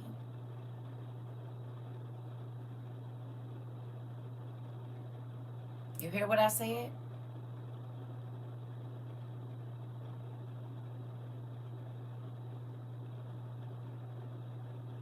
If you make him this big, you said, ain't no faking over here. Dad is always blessing me. He has been blessing me with things I didn't even know I needed. Thank you, Dad. This part, Auntie, I tell you what, it makes you fall in love with him for real. Girl, love. Listen. You be like, I can't go back to that other life. No. I've been in a state of uncertainty lately. All the things I've been praying for is coming in, from a stand mixer to my survival stuff and no real job. Oh, and a few new clients for hair. Thank you. Come on and follow me. Come on and follow me, cause I ain't had no job either. Look, this is no job laying over here, but still getting blessed. Thank you, Dad. Thank you, Dad. Listen, we gonna stand over here. It ain't never. I told my daughter the other day. Need I listen? He can do whatever he wants to. I told you when you first came over here. You don't have to have no job. You don't have to have, you said, and then cries be ugly, boy, and good. Listen, you don't have to have no job. You don't have to have no car. You don't have to have no type of income. He's still going to do it. He's still going to do it. Because he's not limited to what you can't access. He's not limited to what you can do. He ain't. And I learned a long time ago when he wouldn't let me work. Like, what you? He said, I got you if you listen. And this ain't for everybody. You said, in other words, we boxing ourselves in. Oh, yeah, you are, definitely. Yeah. You open my eyes wide open. Listen on what God can do. It's a real thing. He always sends someone right on time. My granny followed us when we moved out west, and nobody understood why. My mom was hospitalized, and she took me and my sister in, and we were 9 and 2. He had a plan. This.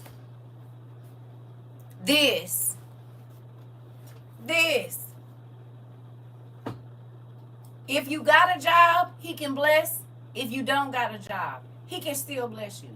If you got a husband, he can bless you. If you don't got a husband, he can bless you. If you got a wife, he can bless you. If you don't have a wife, he can bless you. If you go to church, he can bless you. And if you don't go, he can still do it. It takes a lot to take the handcuffs off of him and let him do what he gonna do. Because you have to live in a vulnerable state all the time.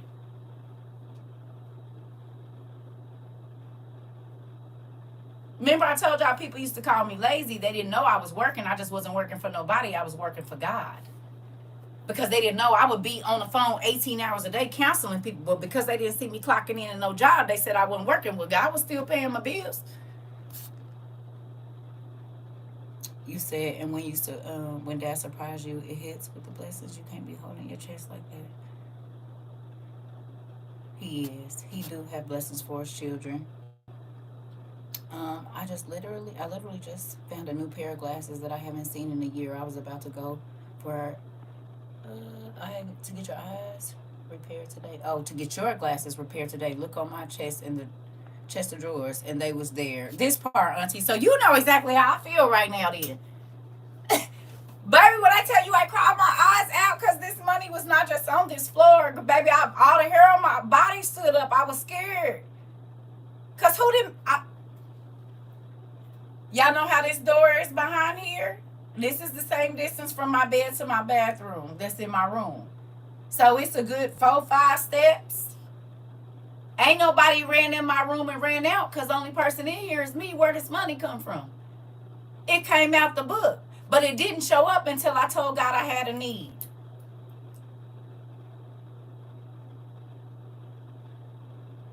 It's been here, but until the need presented itself, there was no need for the miracle.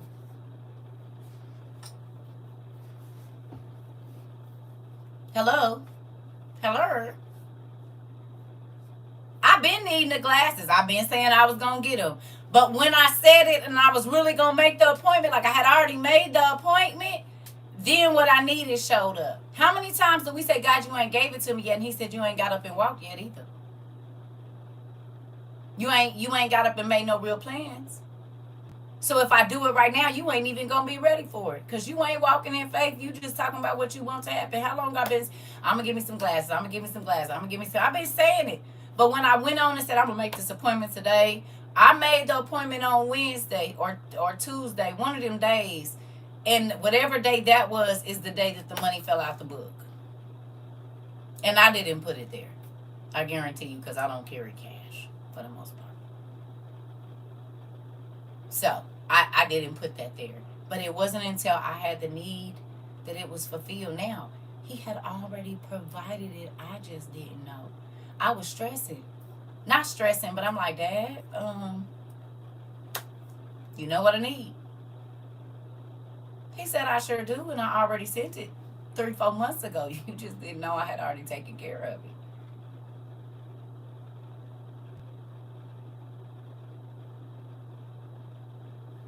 How many times does that happen in our life, y'all? That you will be stressed out about something and he already being took care of it.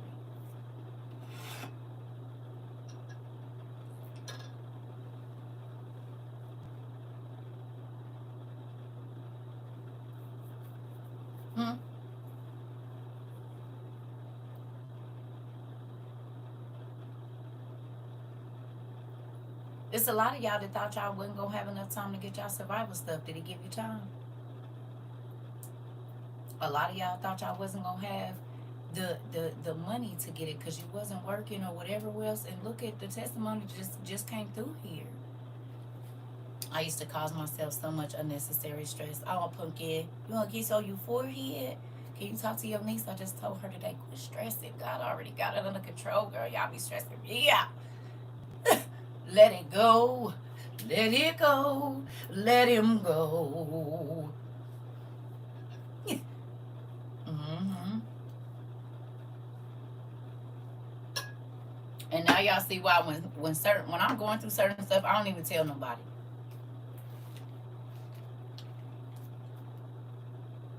Unless he tell me to talk to you about it, I'm not.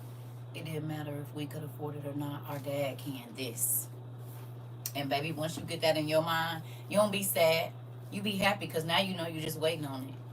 Whether he have you work for it or somebody bless you with it or he put it in your face, however he do it. Don't depend on you.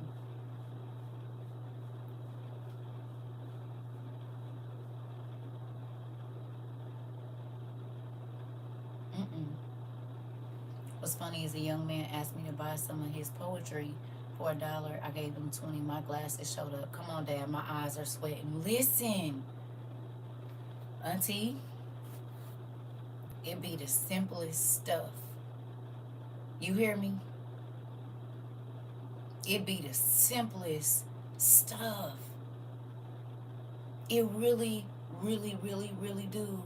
He is. And now y'all see why I can't go back to the other life. Would I like to be married? Sure. Would I like to hang out a lot more than I probably do? Abso-freaking-lutely. But if it's going to take me away from the place that he put me in, I'm not just saying doing this. I was on this prior too. People used to, oh girl, you always in the house and you ain't got to read the Bible all day. And, oh, I heard it all. I mean, you could live some kind of life. I'd live a great life. Matter of fact, you always over here asking me for advice. I'm never calling you. But you the one having fun. Remember, you the one turning up. You the one really living a great life. Well, why you always miserable then?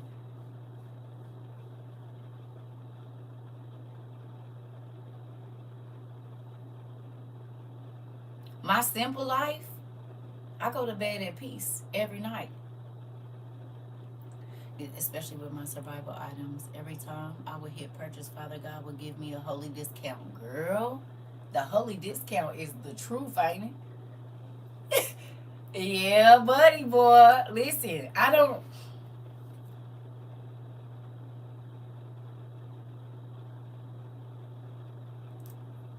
It's been about 20 for sure years that I had to live by nothing but faith, y'all. Y'all heard my son say, you know, y'all done heard my daughter, same thing. My whole life has been about faith. Literally. Especially this second part. Well, really, most of it, because I left home at 11. Where you going to work? Every time I pay it forward to others, that he bless you. Even when you listen, a kind word can get you a blessing. Did you know that?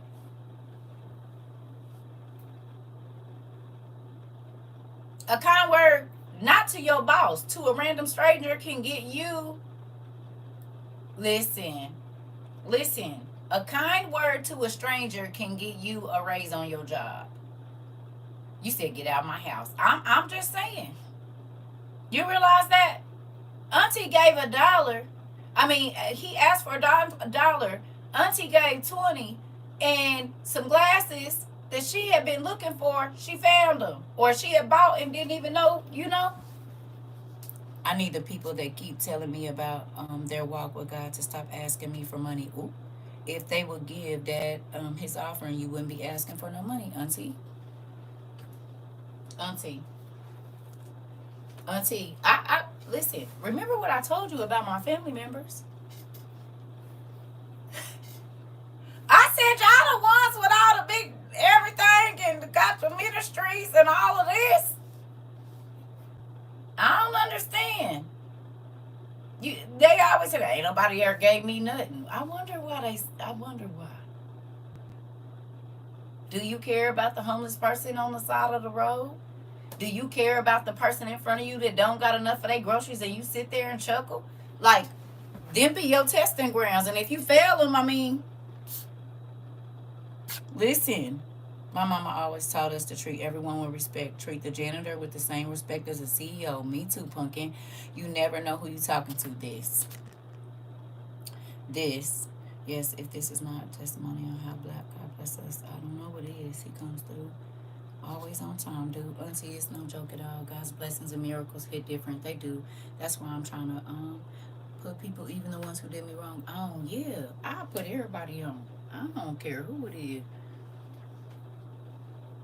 Because the more word I spread, the more word that's coming back to me. The more kindness I spread, the more kindness coming back to me. The more love I spread, the more love that's coming back to me. Whatever you give God, he multiplies it. If you give him hell, well, what you gonna get back? Cause he said you can't whoop me. I'ma love you, but whatever you sow, you reap. So if you giving folks hell, that's all you gonna get. If you put yourself first, it's only gonna be you. If you gotta have the best of everything and want everybody to be under you, then that's what you're gonna get. Cause God pays people back over $2,000 of affirmed purchases of prep and needs, and he has allowed me to pay each one at a time, and now down to $1,000, and has been faithful through it all. Mari, listen, listen, listen. I'm trying to listen. This is the thing, because they heart ain't right. Just went off about that. Holy Aunt didn't speak to someone who was speaking to her, and I snapped like that's not Christ like. Listen, this is the thing. when you understand that sometimes, remember Mari, when I told you God put me on just everyday money? Y'all remember this? Because I was so used to getting checks. But when I was getting them checks, I was blowing that money on stupid stuff. And he said, okay, you're going to have to trust me from your day-to-day needs. I'm only going to give you that manna time is I don't even think people really understand how that works. But the crazy thing is, when you be on them days, he magnifies and multiplies so much of what you have. That's when the discounts come. But he also be trying to see if you're going to be a good steward over what you get. You see what I'm saying? He be trying to make sure. $2,000 paid down to $1,000. It's a real thing. And Mari, you ain't been here the whole 3 years either. Let's not talk about how your walk with God doesn't include celibacy while you're trying to get me to break my vows. I ain't giving up my blessings and joy and peace for no wishy-washy auntie. Auntie. Auntie. When you go back, when you look back over your life, you be like, I cheated myself for a long time. Get away from me. You a Christian, but you want me to send you some pics. Right. And now you see why I be like, yes, I would love to be in a relationship, but I don't want to be in no relationship with nobody that don't love God as much as I do. Because you loving God is going to make you treat me right. Because you having your own relationship with God, you ain't going to ask me to do nothing that'll go against him. That's going to make him be unhappy or disgust. You know what word? We going to talk about it. This is why we got to. Okay, I'll be right back so we can get on to class. Because y'all, it's all, everything we've been talking about right now is all that I was looking at. So we just going to go on and do it, okay? Let me ask you a question. I asked y'all the question the other day, why do you think God wants to destroy the earth? And what things made him angry? We was talking about that the other day, and that won't leave. So we gonna reiterate some things. We're gonna go over some other stuff that I think go along with what that was. I needed to pay for my well. 2 days later, I had $1,600 refund from 22 in the mail, 2022. I already know how I go. I can no longer compromise myself. Time is too short for me to sell myself out like that, baby. Once you see the value God put in you, you say yes. When I use my tools and views for the stuff I prayed for and ask God to help me manage my money, now it's been coming in so I can get the things I need.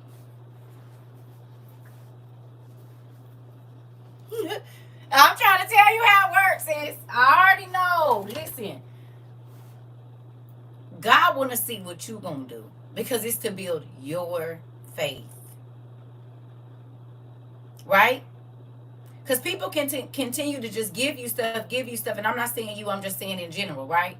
We didn't all had a family member that you get to a point where you like, no, I want to see what you're going to do with it.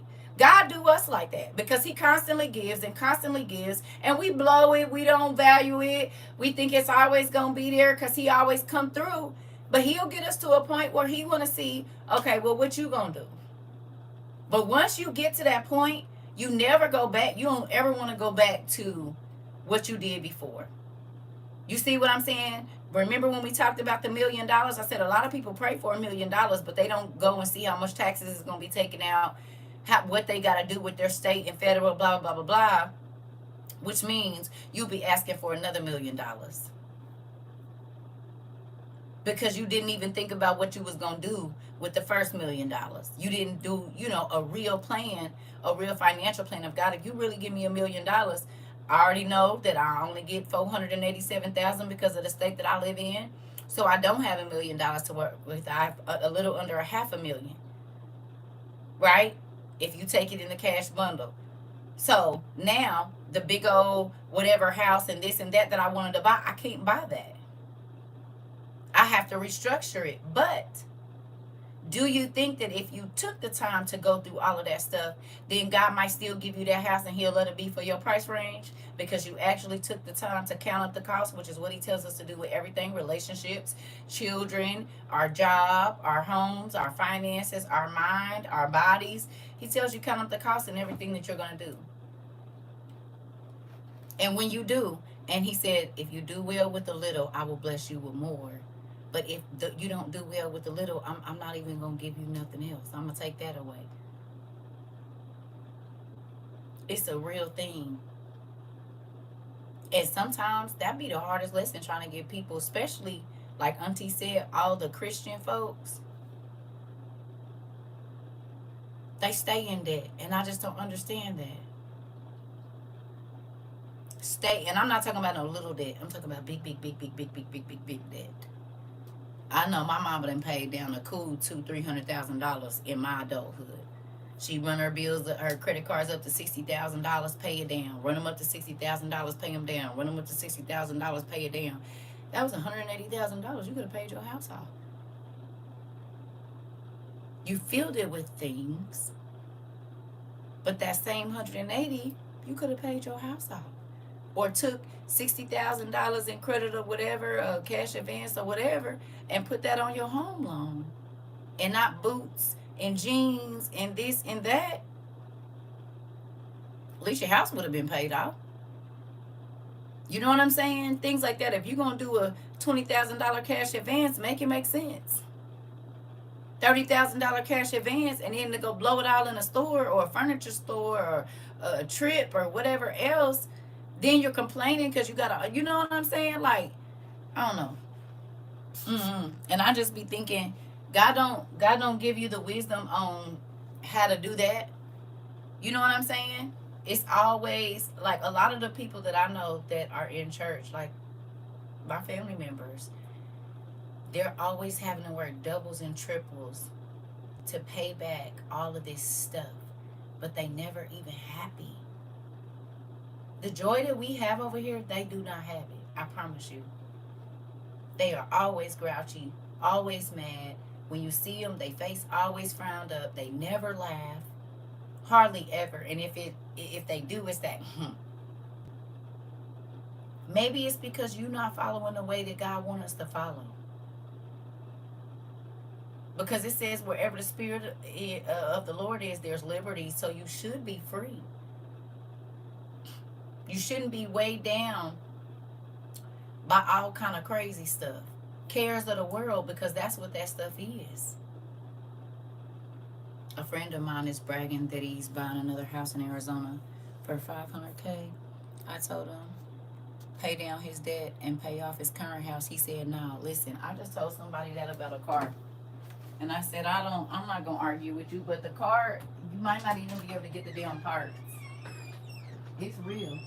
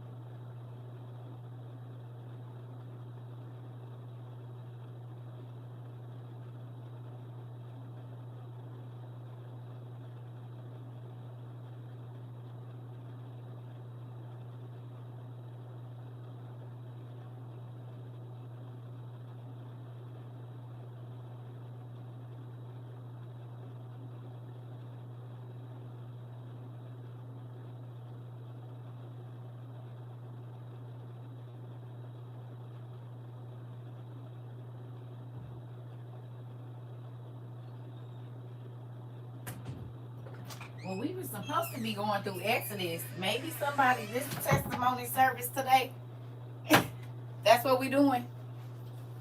We having testimony service today because we were supposed to be in Exodus. We ain't made it over there yet.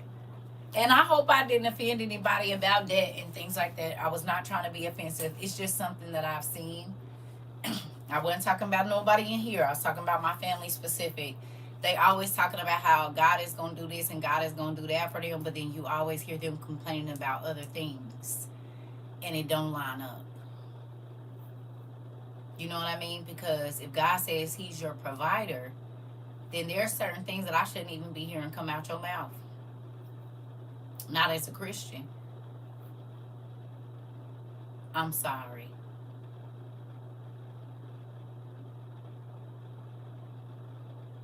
Did I really? If I did, I really am sorry. But if you playing, I'm gonna pinch you under your arm.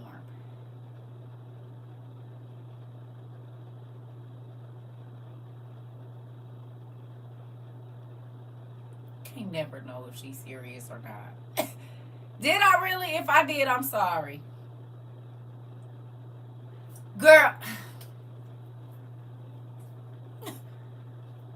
I'm just saying, like my mom, she tells people, "Oh, my daughter live a carefree life. She ain't worried about nothing." I actually do have things that I worry about, but I don't worry about the things that God told me not to worry about. So basically, what you telling me is you mad that I'm free in Jesus.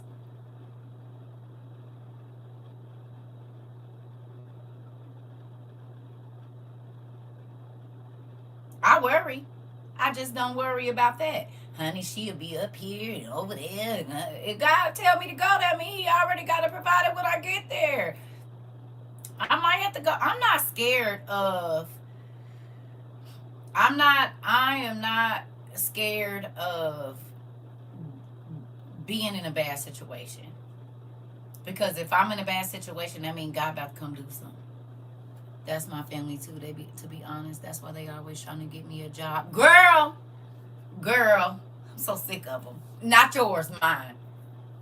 Oh, that's still a thing in my family. Is she working yet? Do she got a job yet? They gotta have 50 jobs. Y'all, just cause I don't get to have a name tag where y'all get whatever don't mean I don't work.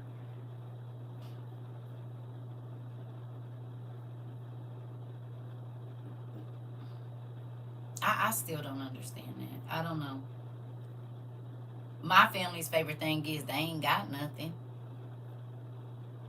No, they don't have anything that you see as valuable, is what you need to say, because they got stuff. It's just nothing that you see that's valuable. Yeah, but think about it. Most times, all the church people that not all, but 90% of them, the first thing about is what a person don't have. Jesus didn't have nothing. He was like a vagabond, a drifter. Was he not? He had money, but he didn't take nothing with him.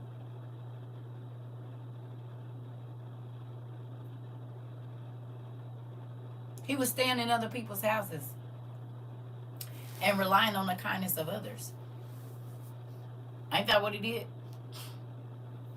Right, this is your job. Now, if you get a corporate job and leave us, it's going to be a problem for everybody. I'm going to call your job. You know what? You and everybody. That's what happened to me before.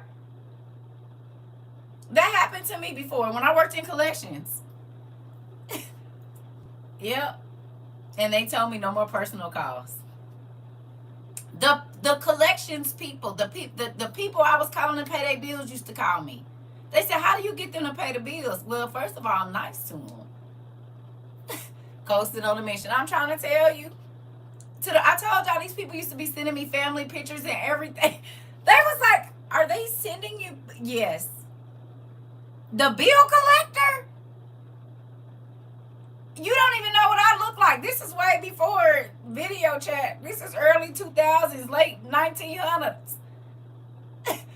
And they send the bill collector Christmas cards and stuff. I'm trying to tell you. Sure did. Sending me pictures of their families and everything. The bill collector. Cause you don't gotta treat people crazy. And I try to talk to people, especially in those kind of situations, how I would want somebody to talk to me. I tried to give grace. I didn't get to talk about we gonna garnish your wages and all of that. I'm like, what can you do? If you can give me $5 a month, I'll take it. One man, I think he sent me $1 a month for like 2 years. I mean that's you making a payment and it's gonna show on your credit that you making a payment. Like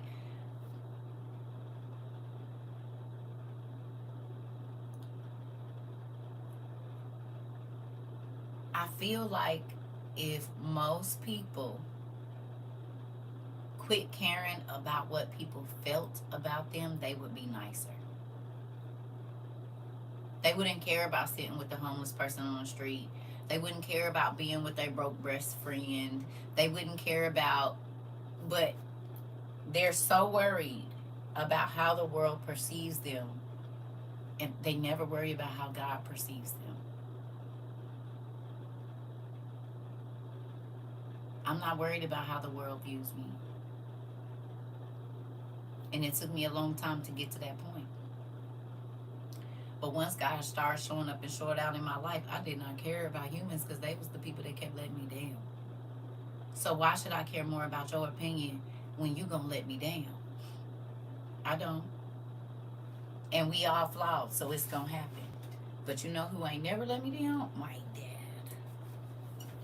Not one time. Now, let's get to this real quick because I'm gonna go take me a nap, y'all, because it's my mean week. And that's why I was so tired yesterday. I didn't realize it had came up so quickly. Mm-hmm. That's definitely what it is.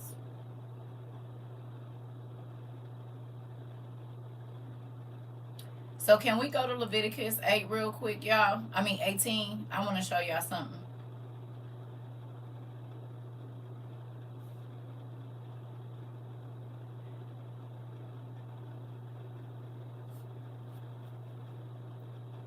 I'm in the English Standard Version, but I guess what y'all want to read it in NIV?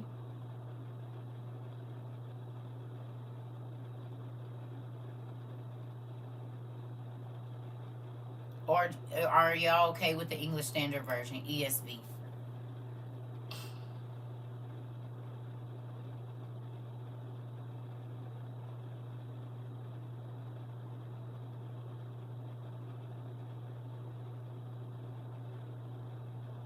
You in the NIV? Most of y'all in the NIV? It don't matter to you? Okay. Because I read it in the English Standard Version. That's what I was going to say. You can, it's probably going to read pretty much the same. Okay. Because we ain't going all the way through here. We just going to touch on some stuff. Okay. All right. Okay, it says, and the Lord spake to Moses, saying, speak to the people of Israel and say to them, I am the Lord your God, and you shall not do as they do in the land of Egypt, where you lived, and you shall not do as they do in the land of Canaan, to which I am bringing you. Leviticus 18. What does that say to you?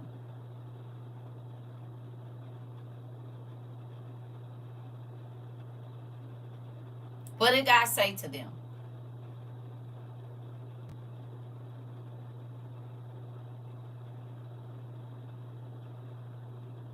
Okay. What did he say?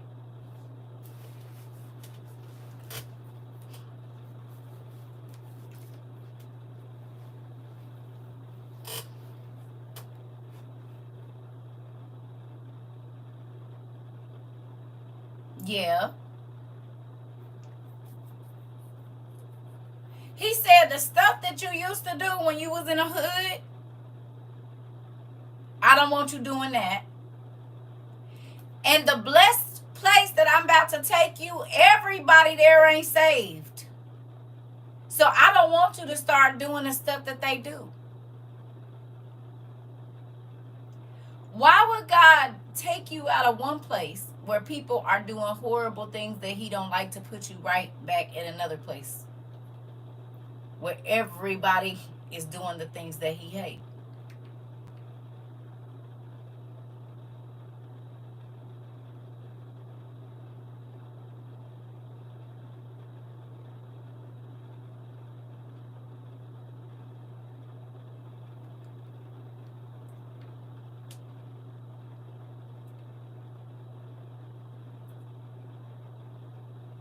so you can be an example.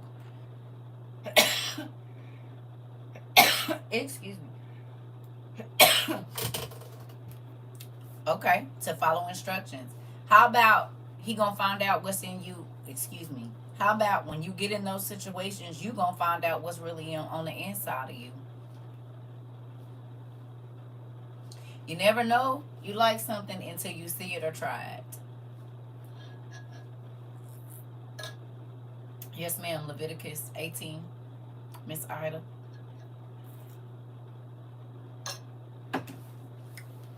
Hello.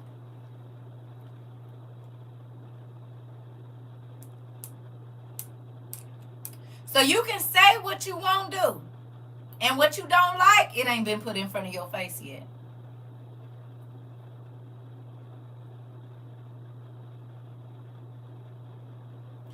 They left one place where it was nothing but sin, and God put them. They got a little time away. Temptation to see where you really are with Him. Uh oh. This was the theme of the martyr theme in the seventh sign. Auntie. Because because he cleaning it up, or he's sending the light bearers to help him clean it up. Yes. But also, think about this.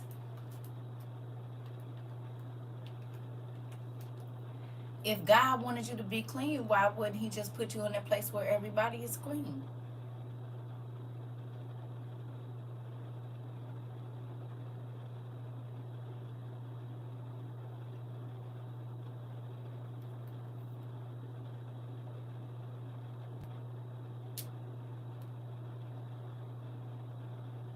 Why wouldn't He just only let you hang around with church people?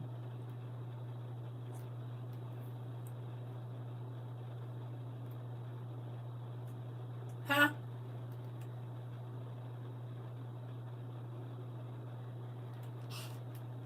Oh, because we have to choose to be obedient. Taking the test to see what you've learned. Interesting.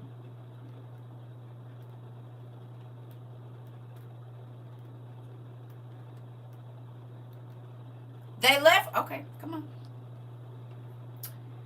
He said, you shall not do as they do in the land of Egypt. What was they doing in Egypt? The hero's character development plotline. Come on, Mari. That.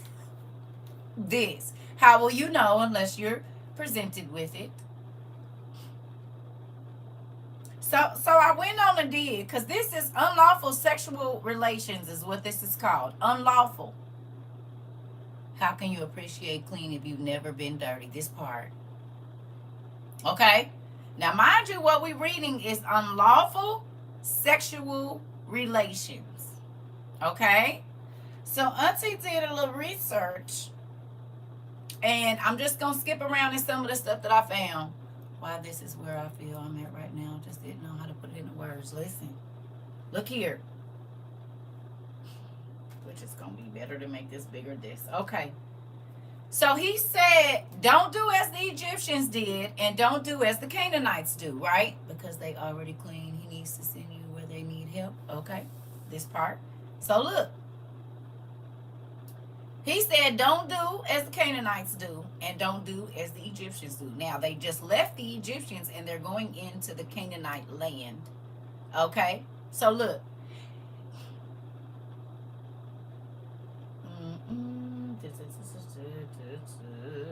Hold on one second. Let me make sure this is the page. All right. It says, Israel was never commanded in the Bible to kill the Canaanites merely to take control of the land. Rather, Yahweh made it clear that the Canaanite people were being destroyed for their sin. The land that was then vacant after the conquest was to be given to Israel as a blessing for their obedience. But if they sinned as Canaan had, then they too would lose the land. So when God brought them out of Egypt and took them into Canaan, It wasn't because the Israelites was just so good. The Israelites was just so good. God was so sick of the Canaanites that he said, I am going to cleanse the lands of the Canaanites and I'm going to let y'all get in there. Oh, yeah. All of that, Rika. We about to get to it. You already know. So, look at what he did. It says, the reason Yahweh repeatedly gives for the extermination of the Canaanites is that, I'm sorry, hold on one second, is that it is their judgment for their sin and rebellion against him. The Canaanites, as a whole culture, committed sins of idolatry, holy temple prostitution, adultery, homosexuality, incest, murder, bestiality, gang rape, and child sacrifice.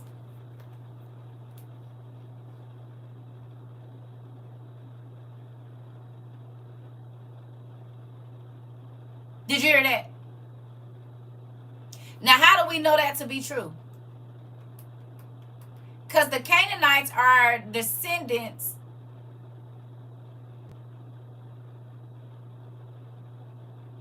Can I ask you a question? The Canaanite gods are in Hollywood, right? The Babylonian and Canaanite gods, that's the stuff that they do. Everything that we just read in there is present in Hollywood, is it not? When they wear the animal heads and then they have those lustful parties where they're naked under the robe, but they keep the animal head on, what is that considered? A form of what?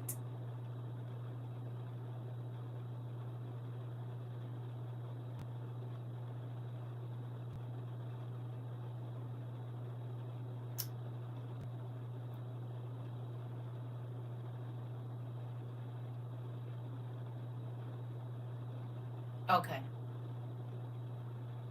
Because it is mimicking animal sex, is it not?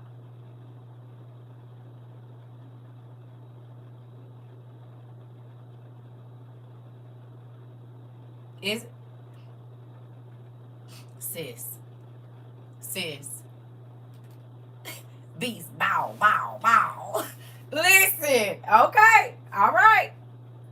So the Canaanites lost all of their possessions because this is what they engaged in. And God told Israel, that's what they doing now is. God told Israel, I'm going to destroy everything. I'm going to exterminate them because these are the things that they are doing. Rika, you said that this is happening right now. So do we believe this is why God is getting ready to destroy the earth? Because God's people have started to practice the ways of the Canaanites and the Jebusites and all of these people that walked away from Christ.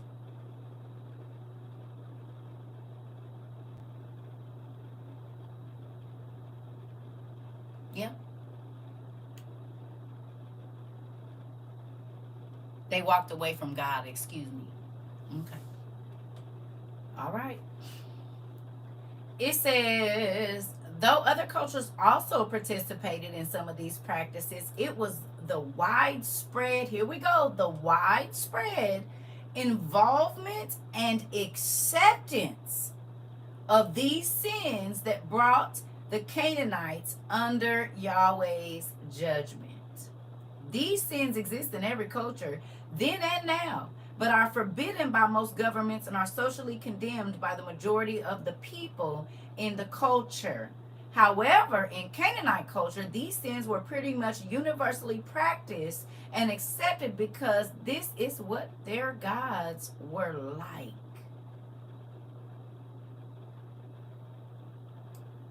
So what I keep running into is God said the sin been here all the time. It's just when you start to accept it as good is when he get pissed off. We just read the other day the same thing. That it's not that the sin hasn't been here, whatever it is, idolatry, adultery, fornication, lust, murder, all of it, it's been here. God says when everybody starts to accept it as a whole, as law or right, is when he got up off his throne and now he about to come see about it. This is the second time we done read this in two different places.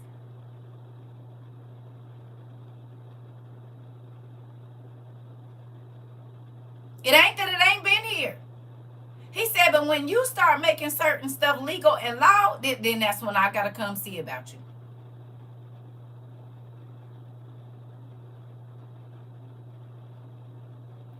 So do you believe the world is doing a lot of what Canaan did? The Canaanites and the people that came out of them? Do you think we're seeing it now? Yep, God's people wanted to take on other tribes' identities, and God took away ours, spreading us around. Now it's all about being born in Christ. This part. Okay, here we go. Look. It says, however, in Canaanite culture, these sins, we did that. It said, not only did they declare these acts as righteous morality, but they also participated in these acts in the worship of their gods as means of gaining the gods' approval.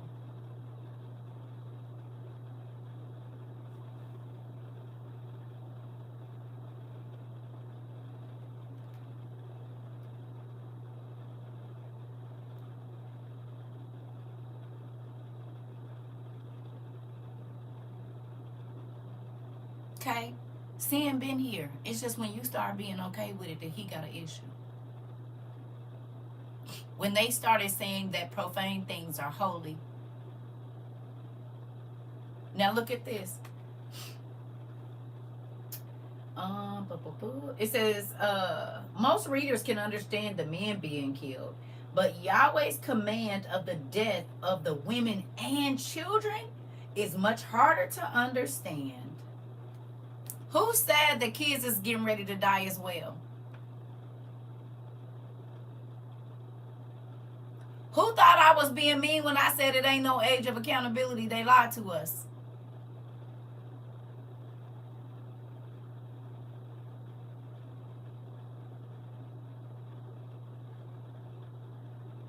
Because if that's the case, he wouldn't allow babies to die. Because they hadn't got to the age of accountability to where they could accept him and all of this. So he said go in there and slaughter everything. Kill everything. Don't leave a baby, a wife, a mama, or nothing alive. Oh, okay. Okay. I'm just trying to see if you see. It says these women were killed because they participated in the violence, child sacrifice, bestiality, and sexual immorality just as much as the men did. The women would often fight in battles and participate with the men in the cutting off of their enemies' heads and hands. They would often seduce men from other villages so that their men could kill them. Sounds familiar. They also willingly offered their own children as a burnt sacrifice. This is what the Canaanite women were doing. How many women are offering their babies to men right now? And their babies end up getting unalived by an abuser so that they can get money or power or drugs or whatever it is that they're trying to obtain. There are women that are putting their children, their babies on the black web right now, letting people do all kind of vile and obscene things to their children. So are we living in the days of the Canaanites?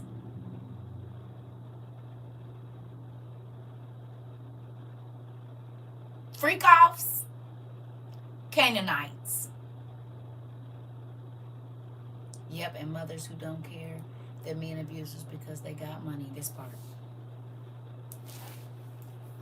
This. Okay. So now that we know what the Canaanites was on, let's go over here.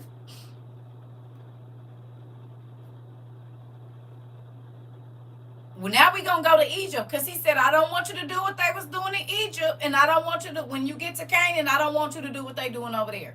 So here we go.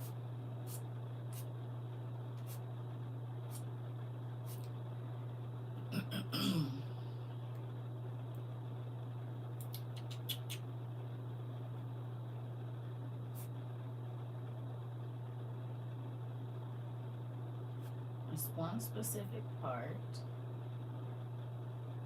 All right, here we go.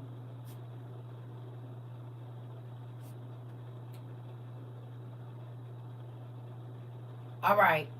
So in Egypt now, Asherah was honored as the fertility goddess in various forms and with various names. The Bible does not actually describe the goddess, but archaeologists have discovered figurines believed to be representations of her. She is portrayed as a nude female, sometimes pregnant, with exaggerated breasts that she holds out, apparently as symbols of fertility. As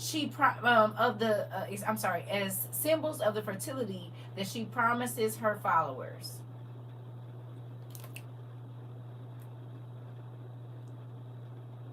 What is the boob job?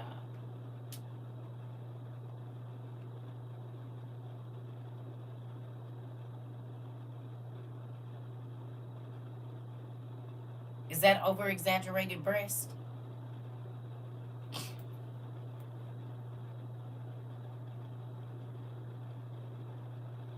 And most times when a woman get a boob job, the first thing she doing with them is this. Like offering them to people. She be naked after that. Get a boob job, get your butt done, baby. You ain't got no clothes on. The covered up young lady that always used to dress modest, baby, when she get them boobies and them booties, oh yeah, it's a wrap, baby. She gonna be naked every time, almost everything see-through. No. Because you getting your breast enhanced, unless it's a breast reduction, you are making your breast over exaggerated. Yes or no? When you get a BBL, you are over exaggerating your body part. Right or wrong?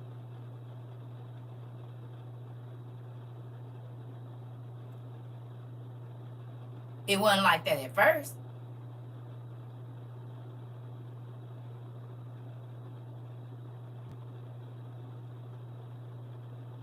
And after you get this work done on your body, you feel sexier. So then you might start doing some sexual stuff you're not supposed to. A lot of people get their body done and they break up marriages that they have for 22 years before. But when they had a flat back and no boobs, they weren't worried about it. So then changing your body brings on more lust.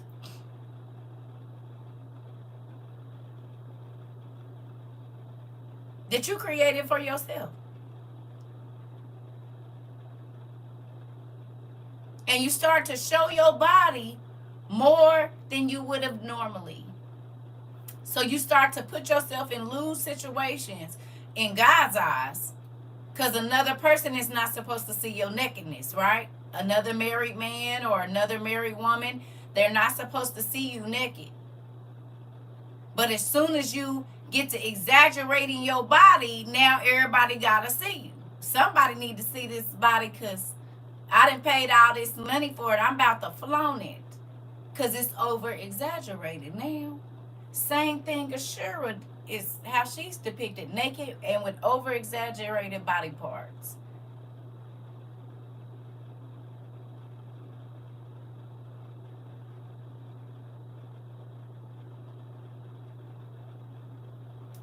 Okay.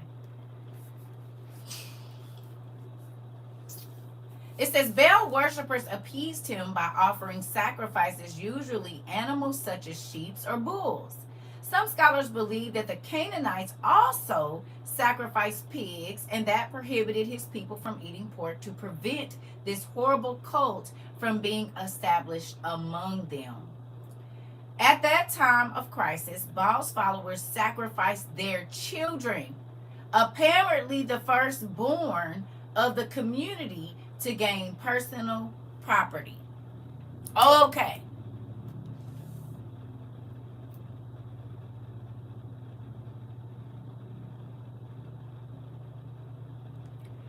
God said the first person out, the first male child out the womb is what?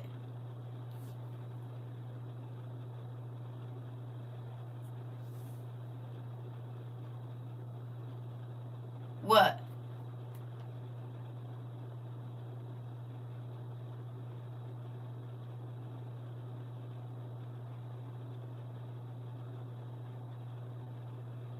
Your first fruits infertility will be what? The first belongs to Yah. Your first, it say first son, but the first, your first son, your first daughter, your first child belongs to God. So the Egyptians and the Canaanites sacrificed their children for money.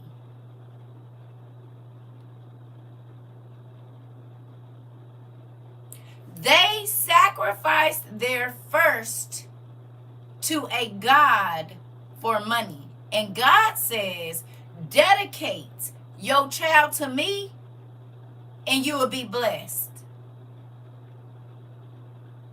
Give them life, not take their life.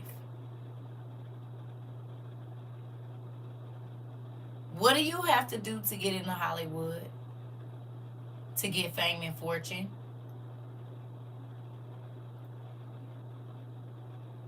It says the first male, but it also says the first. So, you're supposed to give him your first.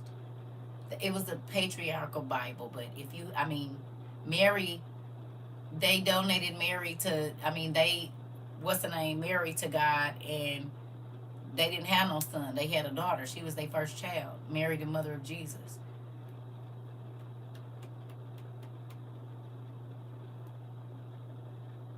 She was the first child they had, and she was promised to God to sleep and live in a monastery. So she was the first out of her mama's womb.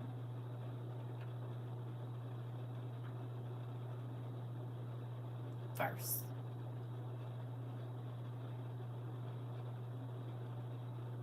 You have to give up one of your family members to get that fame and fortune. So is Hollywood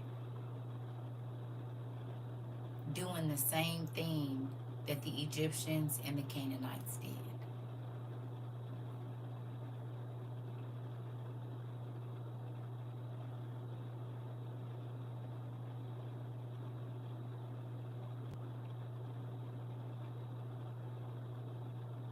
You don't only have to just sell your soul, you have to unalive a family member.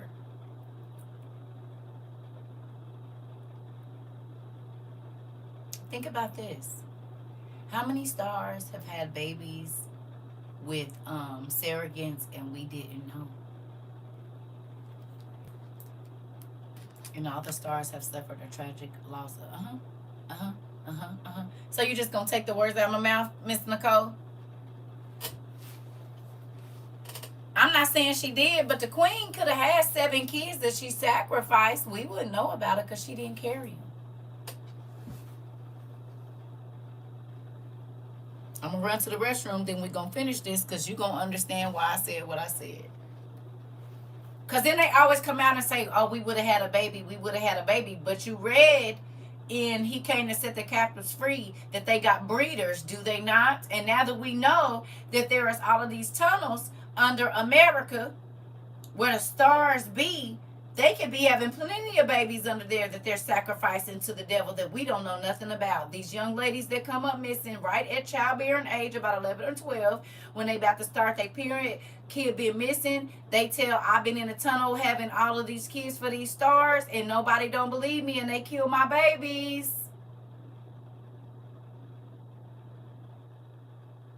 They sacrificed my children. We read it in a book, and we've heard it come out of people's mouths. And they said they're mentally ill. Are they? Or did it really happen?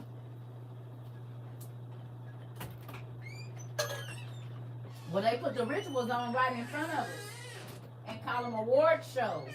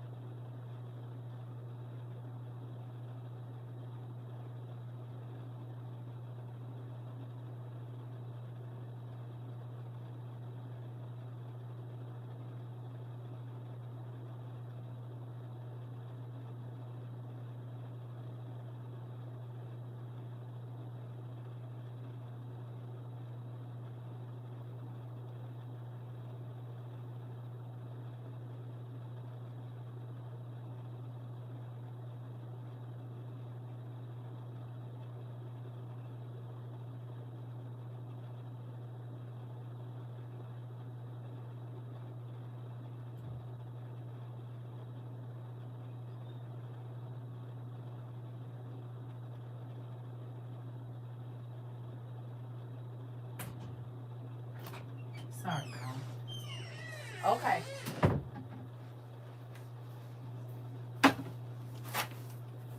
All right, here we go.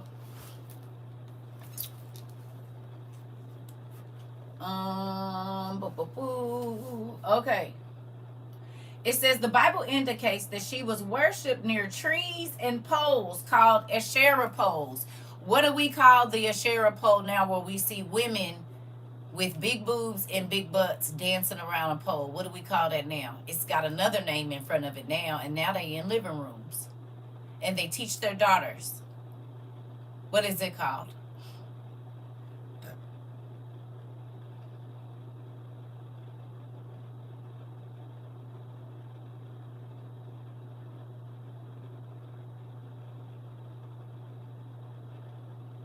A stripper pole.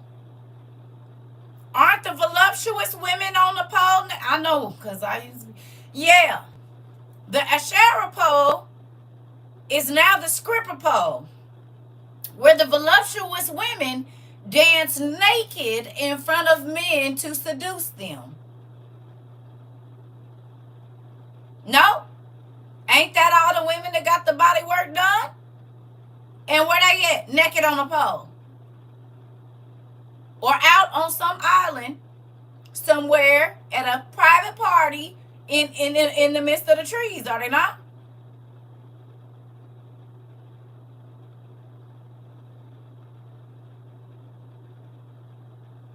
They boobs be out, don't they?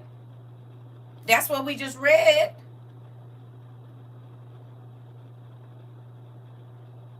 Yeah or no? I know they do because I used to be in a club. As a patron and an employee, I know exactly what be in there. Okay.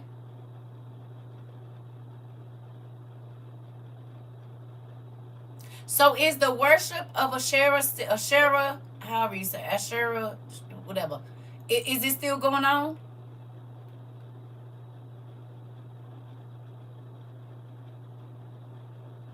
Her practices are still being practiced, are they not? Okay. All right. All right, here we go. It says, at times of crisis, Baal's followers sacrificed their children, apparently the firstborn of the community, to gain personal prosperity. The Bible calls this practice detestable.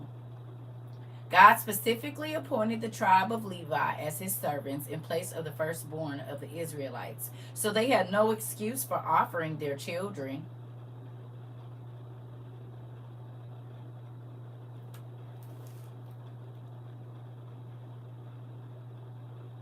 Pageant moms. Always a setup. How many classes? All flirty girl fitness stripper class. And you can see it from the outside a lot of times. And it be little babies in there watching. Let's take your daughter to the stripper pole thing. Right. We about to get to that, auntie. Don't even trip. Gotcha. We gonna jump back over there. Keep that thought, because it's all in here.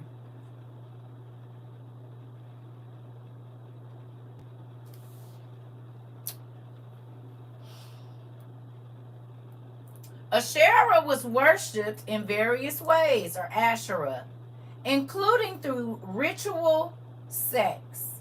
Although she was believed to be Baal's mother, she was also his mistress. Who is that?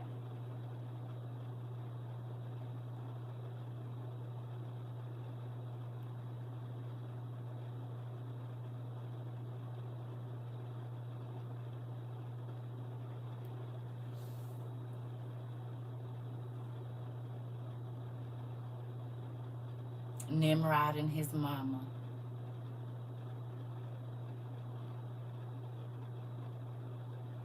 She was his mama and his mistress, his wife.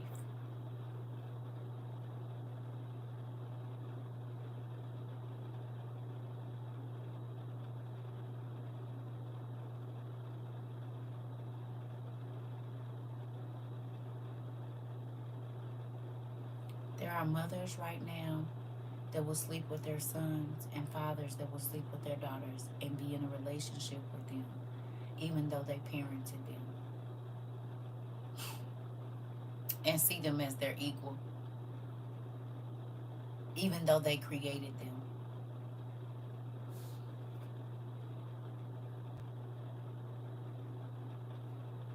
I don't know. I never studied about Othello, but did he? He married his mama too? I could see it.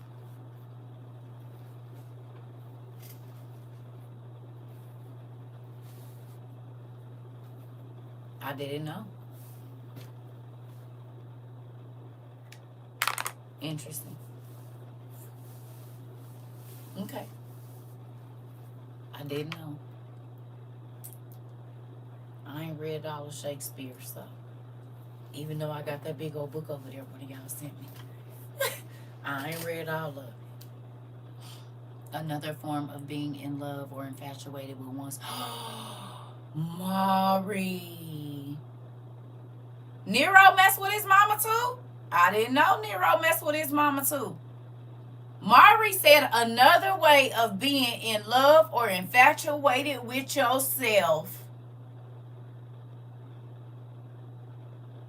You said I just put my robe on when you put your hoodie on. It's cold. It show is Oedipus. I don't know if I said that right. Grendel was in love. Was a love monster in Shakespeare. Well, I know about Grendel. That's Beowulf. But I'm just saying people that was in love with their mama.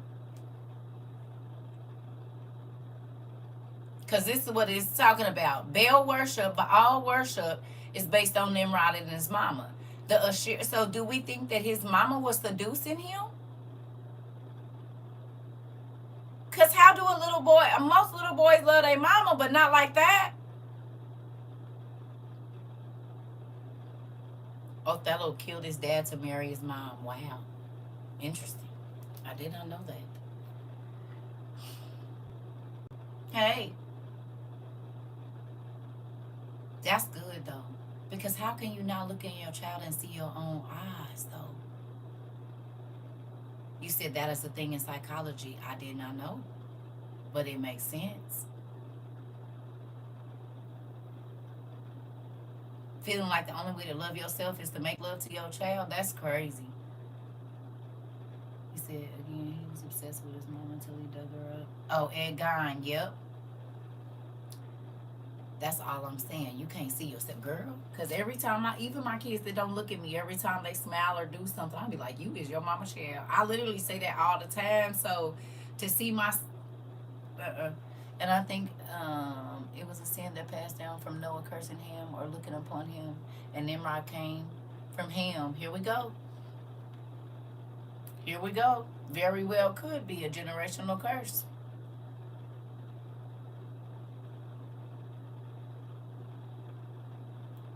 I mean, because you have to think about it. Even the bloodline, Lot and his daughters, they came out of that line somewhere. So incest was definitely there because they made love to their daddy and had both of them got pregnant.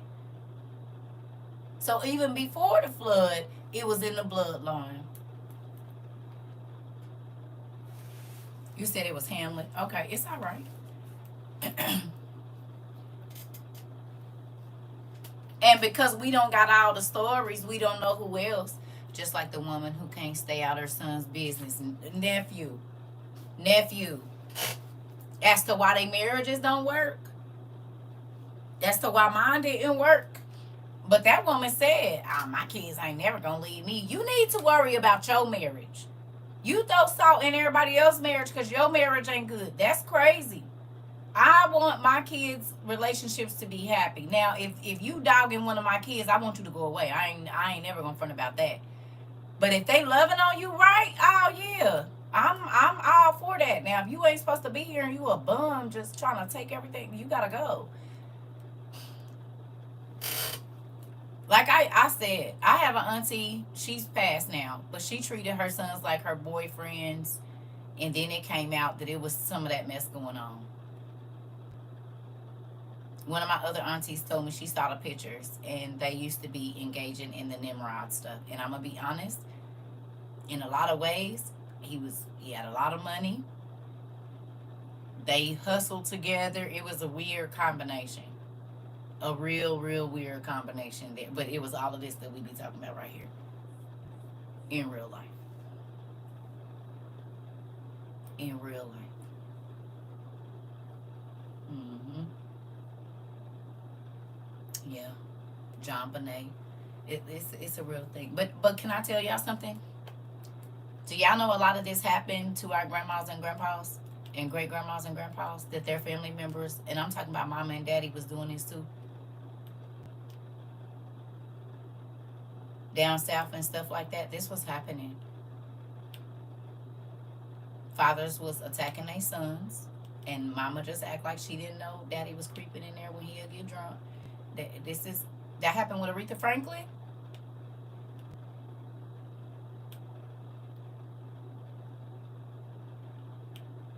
I didn't even know. I already know I saw my granddad beat up his daddy because of it. I'm trying to tell you. I found out some stuff about my real dad family recently too that I didn't know for a long time. I think I shared some of it with y'all. Yeah.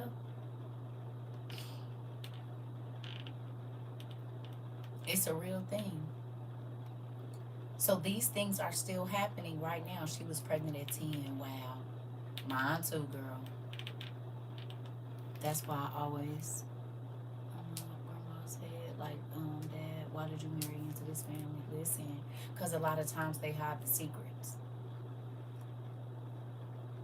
A lot of them babies that was sent away because the little girl was pregnant was mama or brothers, or daddies or brothers, or uncle, or big cousin. Most times, because little girls weren't just allowed to be around random men in the 40s and 50s and 60s. So where are you going? You had to go on a chaperone to have a date. So then it's got to be somebody that's right around you. That's exactly what she said. And she said by the time she found out, she already had all her kids. Yeah. Yeah. It's a real thing. I just found out about my daddy family, my real dad. I didn't grow up around them, but it ain't like it wasn't happening in my mama family too. In real life, I mean, if we gonna talk about it, it's on all sides. Flowers in the attic. And they showed it on Color Purple. Show is. It's real. So the spirits that was here before the flood is still here after the flood. Yes or no? And since we know that the fallen angels' children who was doing all this stuff, the Canaanites, the line of Cain, and then they got in the Seth's line, do you see the word popping up off the page that God said that they was going to be here to lure us to our spiritual and physical deaths? This is the reason why I don't know my grandfather till this day, because of what he did to my mom. Girl, I'm trying to tell you, I already know.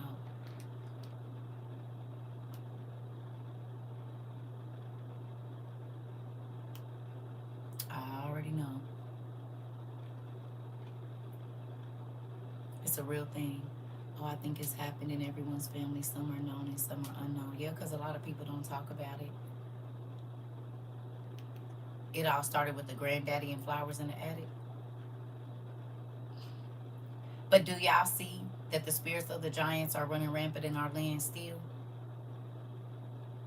The spirit of the Canaanites, the spirit of the Egyptians, the spirits that were in the Jebusites, and even the Israelites, because they adopted it.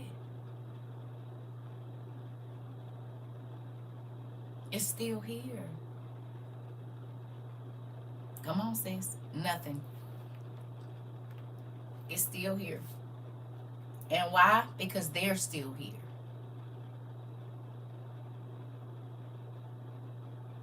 And because we won't get real with God about the things that have happened, the demons get to stay and they get to go through generations.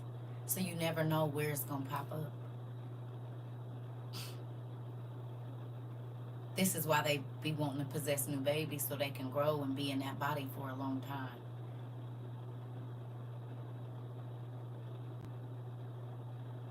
What they gonna do with an old broke down body? You can't do too much then, you can barely move. They need it young and fresh so that they can grow in it.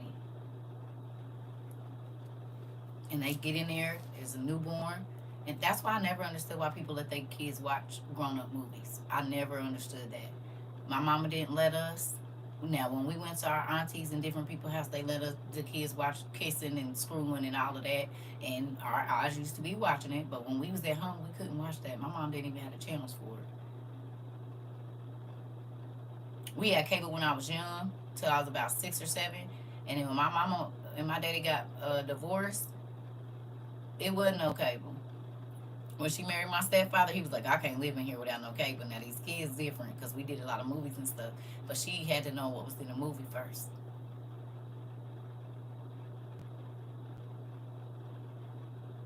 If it ain't no girl around and it ain't no boy around, they going to practice on whoever is there, whatever they saw. Come on, mine too. But think about this. It don't matter who around. If they want to try something, they're going to try it with whoever it is. Come on, Les.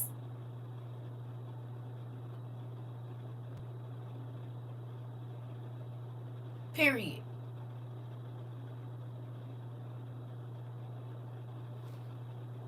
So it's best not to put it in front of their eyes.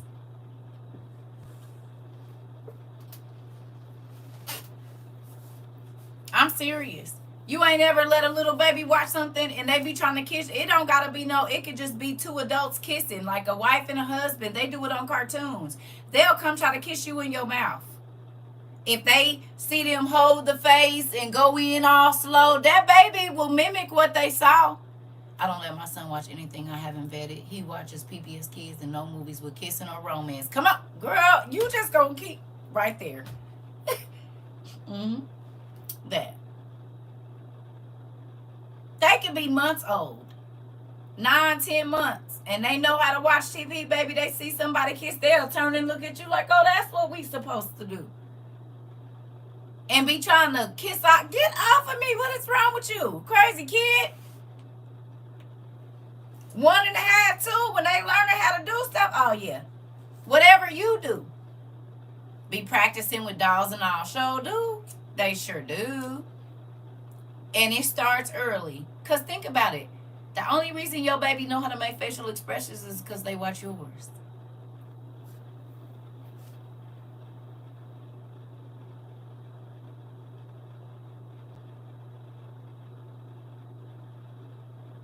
I had to tell my nephew, no, you don't kiss TT on the lips. Girl, this.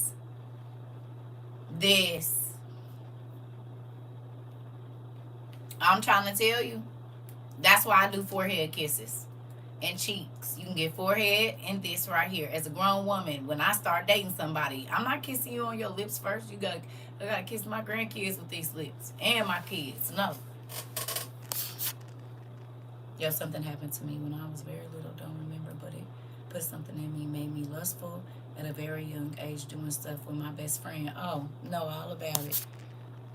All about it. He saw his dad kiss me once at a year old and tried to mimic after that. Absolutely no kissing in front of him. I'm trying to tell you, my ex-husband used to be mad because my kids was big and grown, probably had boyfriends, and you still ain't kissing me. Kiss me on my forehead. No. Nope. Mm-mm. All right, so look. Let's keep going. Here we go. Ba, ba, ba, ba, ba.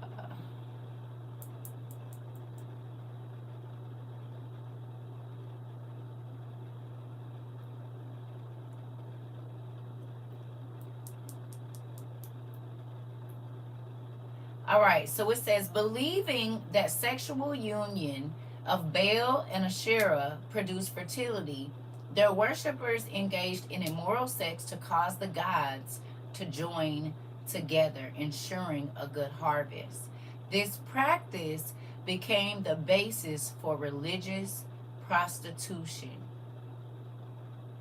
The priest or a male member of the community represented Baal, and the priestess or female members of the community represented Asherah. In this way, God's incredible gift of sexuality was perverted to the most obscene public prostitution. No wonder God's anger burned against his people and their leaders.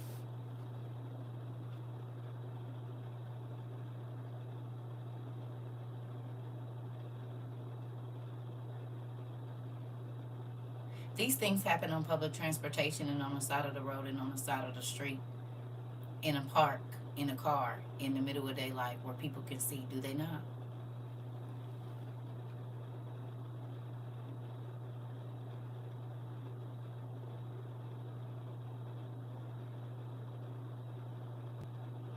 Hello?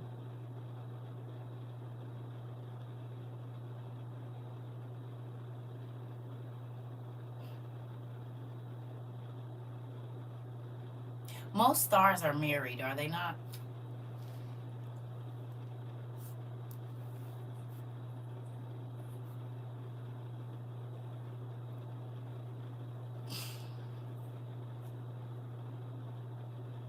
How many stars you seen naked or close to it?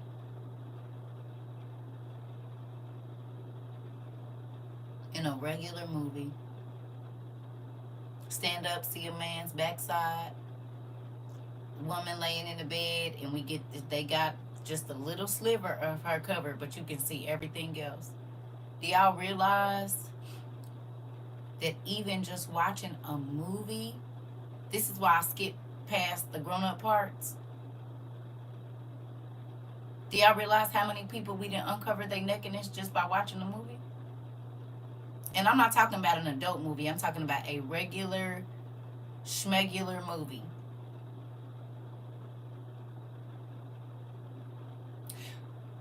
On our kids' shows, when they go run and jump in the pool and everybody starts stripping in front of everybody else and they go jump in the pool, what is that?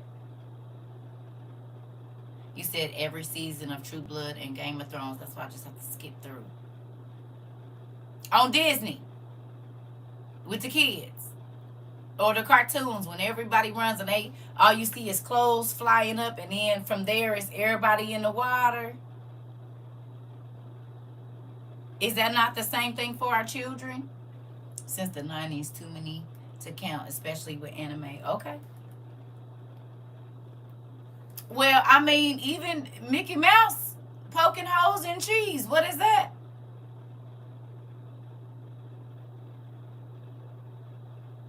And that was for kids.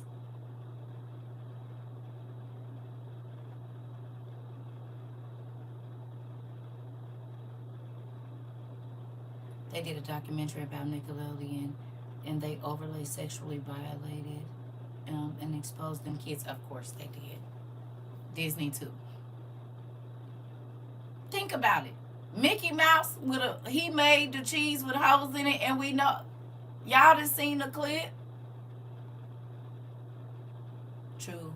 When I had to stop taking my kids to public parks because of the used condoms being left exposed everywhere. Okay. Out in the public.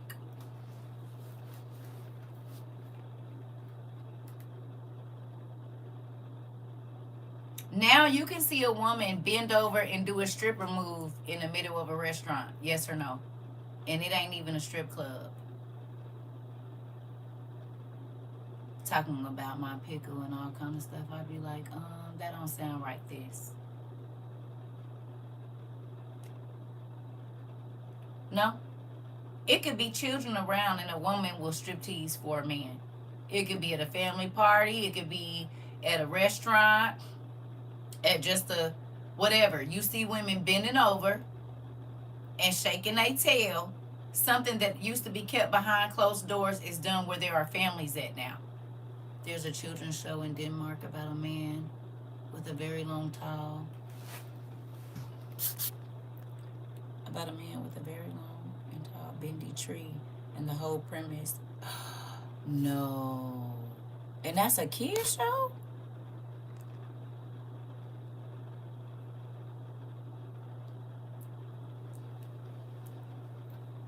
Wow. Think about it. These things are obscene in God's eyes. He's not pleased with it. So what used to be only for the bedroom or behind closed doors is now done outwardly, openly, and people don't even anymore. My neighbor's granddaughter is 8 and she does TikTok dances on the balcony, and I can't believe the way she moves, half naked in the grocery store, in the dentist, and at children's hospitals. So they just don't care no more. This. You've seen it. Too many females walk around in the grocery store basically in lingerie, whole front and back, showing everything. I get so mad when my young son is seeing this. Okay, so we seeing it. Are we seeing the word pop up off the page? Ziller Maid is the name of the Danish show. All these kids shows on TV today want our kids to be gay so bad. Listen.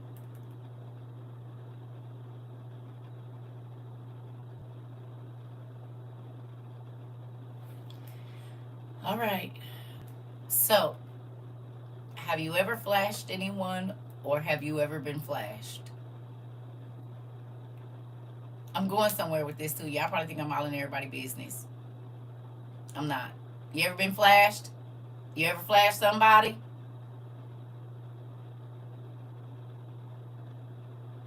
Guess what? Did you know that that's an Egyptian ritual? You said I had 2 flashers. Who knew that was an Egyptian ritual?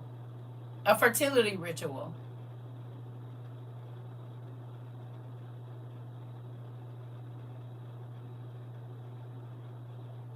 Did you know?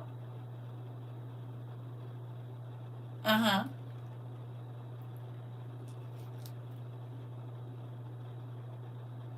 It's called Anasyrma. If I'm saying this right, Anasyrma. This ritual, where a person or a divinity lifted their skirt to expose their genitals, was practiced to bless the land, Pharaoh, or individuals with fertility. It was believed that this act symbolized the power of procreation and could be used to invoke blessings from deities like Hathor. Flashing someone Your organs that are used for reproduction is actually a whole ritual, and it has a name.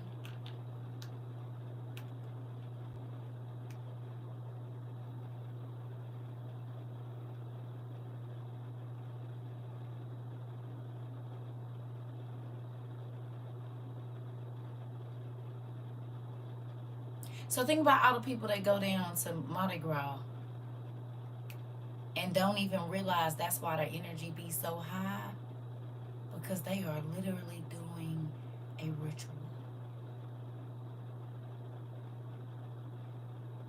Hey, tell me that's not crazy.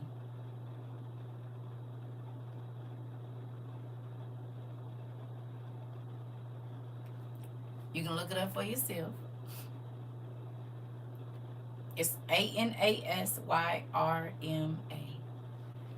And the guy who flashed me was what you consider a troubled kid.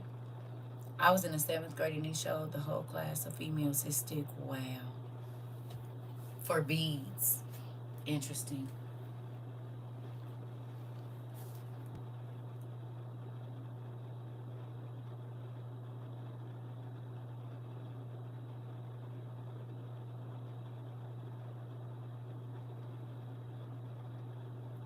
Mm-hmm. Listen. Okay.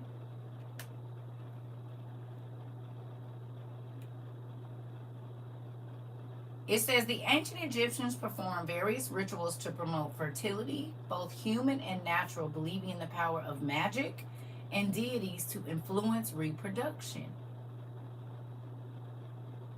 These rituals I'm sorry, look, these rituals included offerings to deities, magic spells, and practices like washing in temple water or visiting tombs. How many times do we see in scary movies or demonic movies or even some of the stars videos that they run into a church and then they end up kissing in a holy place or doing some old weird stuff in a holy place, and they being walked by the water and touch the water before they do it?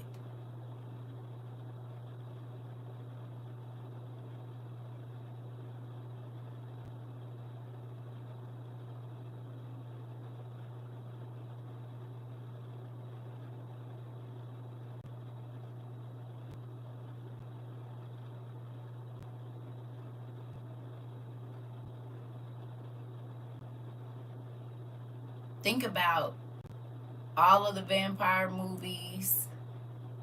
A lot of times these beings be living in old churches and they being set up some kind of cult. Think about the little girl that we was watching from Britain talking about what was going on in the church where they was doing all this to these babies in the church. Remember?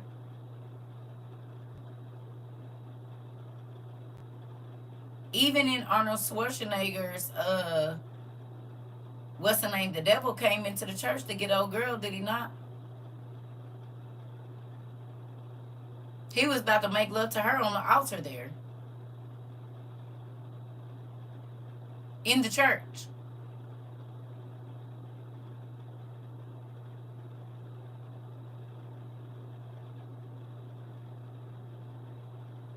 What's normally behind the church?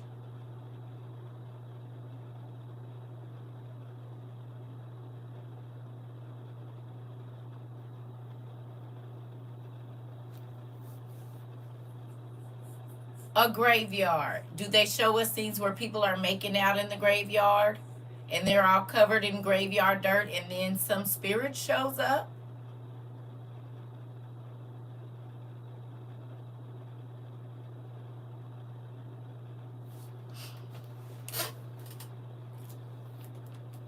So that's a whole ritual that they showing us on the movies too. When we see people making out in a graveyard, that is actually a fertility ritual, and the people that did that wanted the demons to come into their relationship and be a part of it so that they could be fertile or productive. We know when we see the people making out in the graveyard that something bad about to happen. But we didn't know that they was having us watch a whole fertility ritual from the Egyptians. Did you know? Because I didn't.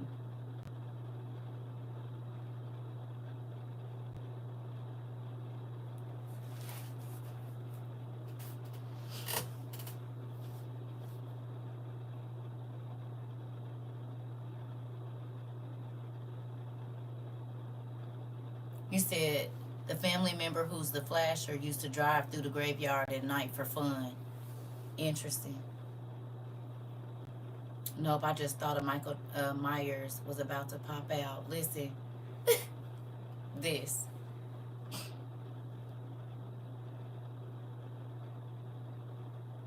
Had us watching a ritual the whole time, but we don't know that making love in a graveyard amongst the dead is a ritual. So we just think it's a part of the scary movie. And then when the spirit shows up, and I wonder if that's why some actors be dying after certain movies. Nephew, because they don't even know they doing a ritual.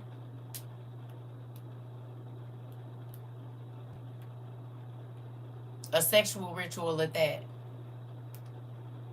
Think about how many people go to turn tricks in the graveyard and they find the person's body dead there.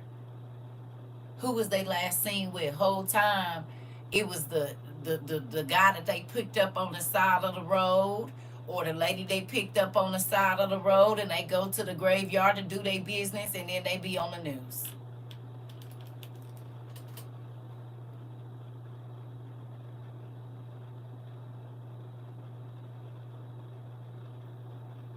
Whole time it's a ritual.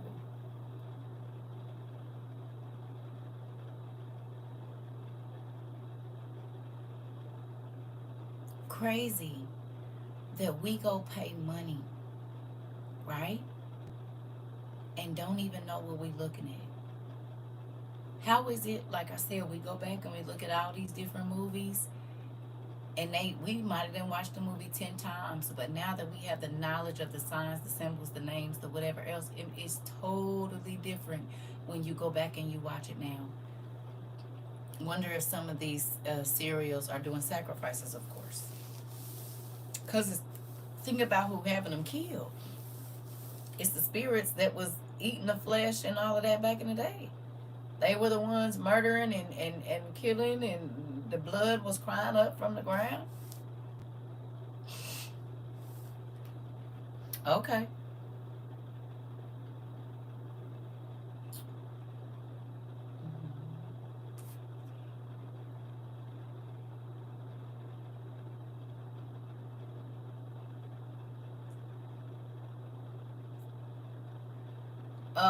All right, let's look at this. So, one of the things with Egyptians was ancient Egyptians acknowledged sex as a source of pleasure and intimacy. It says love poems and literary texts suggest a celebration of physical intimacy and erotic desire. Marriage was expected to last a lifetime, even into the afterlife, with couples depicting enjoying each other's company in the field of reeds. Here we go. Incestuous relationships, particularly within the royal family, were common, though they led to serious genetic defects. Polyandry, women having multiple husbands, was attributed to the ancient Egyptians in Talmudic literature. So one woman having a whole bunch of husbands came from the Egyptians. Same-sex intercourse was attested throughout Egyptian history, but depicted less frequently. It says lesbianism was also mentioned in Talmudic literature. Sexual violence was punishable, but could be easily confused with adultery, putting women in precarious positions. Prescriptions for husbands to entice their wives, often involving strange ingredients, reflect a desire to maintain marital harmony.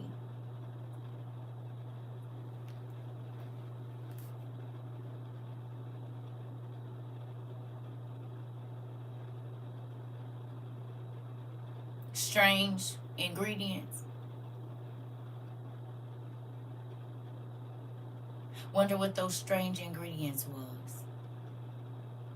And even though you was married, you could go out and do what you wanted to at their rituals. That wasn't considered cheating, like swingers. You stay married, but y'all swing together, so it's not cheating if y'all both know about it.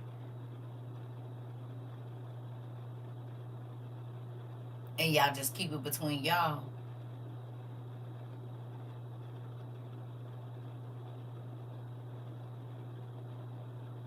Sounds like a roofie. Probably was. I know they used lotus flowers for sure. Okay. So now that we done went through all of that, let's go back here. If you can go back to Leviticus, please. 18.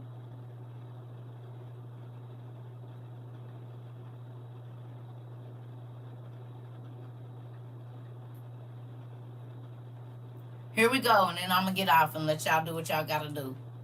All right, it says, and the Lord spoke to Moses, saying, speak to the people of Israel, and say to them, I am the Lord your God, and you shall not do as they do in the land of Egypt. We know what that was, where you lived. And you shall not do as they do in the land of Canaan, to which I am bringing you. You shall not walk in their statutes. You shall follow my rules and keep my statutes and walk in them. I am the Lord your God, and you shall therefore keep my statutes and my rules. And if a person does them, he shall live by them. If a person does them, he shall live by them. I am the Lord. None of you shall approach any one of his close relatives to uncover nakedness. I am the Lord. You shall not uncover the nakedness of your father, which is the nakedness of your mother. She is your mother, and you shall not uncover her nakedness. You shall not uncover the nakedness of your father's wife. If it is your father's nakedness. You shall not uncover the nakedness of your sister, your father's daughter, or your mother's daughter, whether brought up in the family or in another home. You shall not uncover the nakedness of your son's daughter or of your daughter's daughter. For their nakedness is your own nakedness. You shall not uncover the nakedness of your father's wife's daughter, brought up in your father's family, since she is your sister. You shall not uncover the nakedness of your father's sister, who is your auntie. She is your father's relative. You shall not uncover the nakedness of your mother's sister, for she is your mother's relative. You shall not uncover the nakedness of your father's brother. That is, you shall not approach his wife. She is your aunt. You shall not uncover the nakedness of your daughter-in-law. She is your son's wife. You shall not uncover her nakedness. You shall not uncover the nakedness of your brother's wife. It is your brother's nakedness. You should not uncover the nakedness of a woman and of her daughter, and you shall not take her son's daughter or her daughter's daughter to uncover her nakedness. They are relatives. It is depravity. And you shall not take a woman as a rival wife to her sister, uncovering her nakedness while her sister is still alive. Do you think that God had to make these laws just because, or do you think that people was doing it?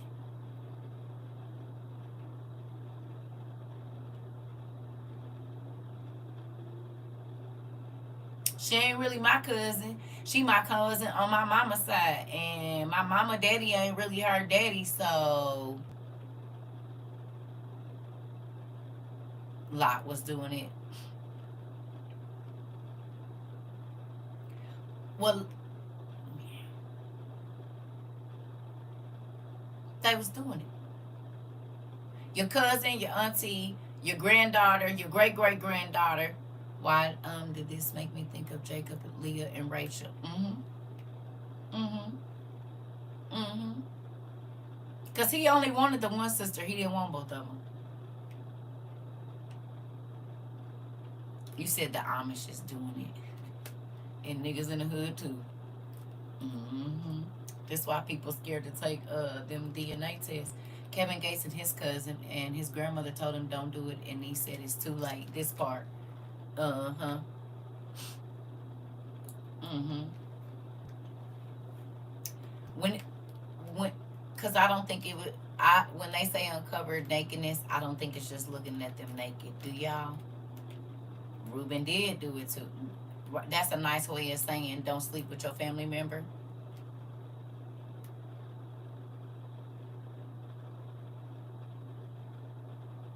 Are males assaulted?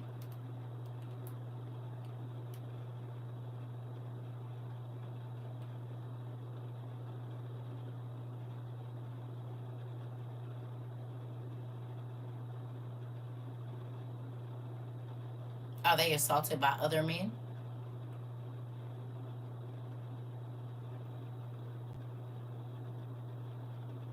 Not just in prison.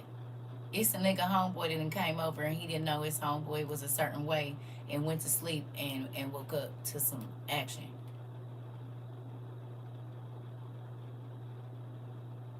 Wait till the dude get drunk and go on and handle what they gotta handle. It's the same thing.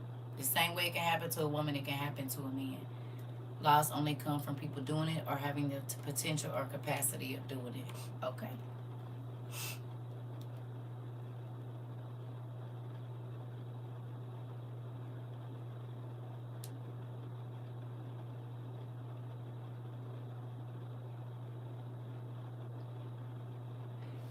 So if all of this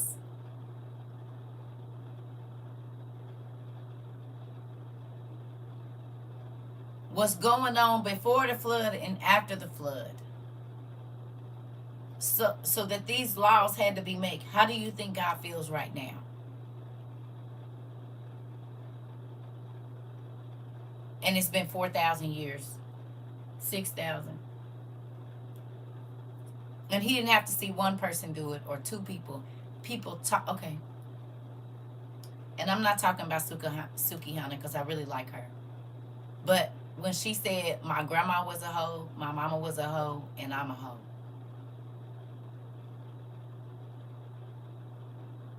I was just on somebody's timeline where people was talking about how they mamas was selling them and mama taught, it was a like STL on the street.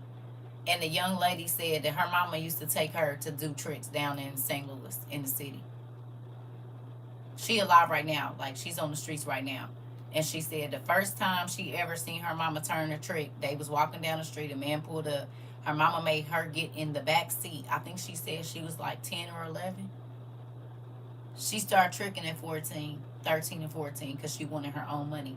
But she watched her mama do a date right in front of her. Is that public prostitution? They in a car, but you outside.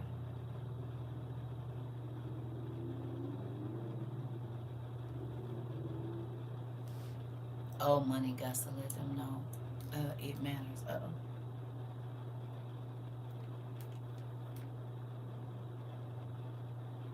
Hello?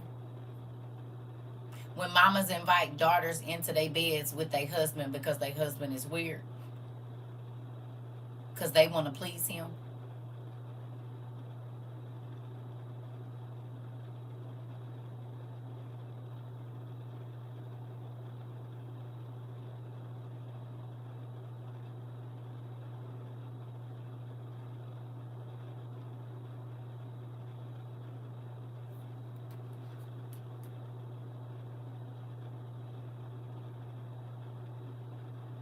You said sounds like a lot of the black movie plot lines too. Here we go.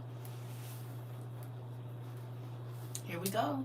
I remember it was a guy pimping his mama and pimping his mama and sister out, and he was having sex with both of them. True story. Oh, I know that to be a true story for sure. I know ones that have pimped their daughters out too. Will. And have her working and she paying them. Yeah. My ex's sister used to turn her tricks while her daughter was laying in the bed with him next to. Oh man, I know some folks. Mhm. I also have family members that have slept with each other because they didn't know they were related. Yep, happens all the time. But this is why it's important for people to claim their kids and not be making folks secrets. And you need to know who your family is, sirs and ma'ams. If you got kids out here that don't nobody know about, because they'll find each other just by habit. And the internet that made the world so small, they won't even realize that they like the way your face look because you family, and it's comforting to them. This is a real thing. I had a friend that tried to trick, many tricks, and put a turn tricking for her daughter. She did it one time for a Pepsi and her daughter who had a towel with duct tape wrapped around her. Interesting. Okay, well let's go. All right. It says, you shall not approach a woman to uncover her nakedness while she is in her menstrual uncleanness.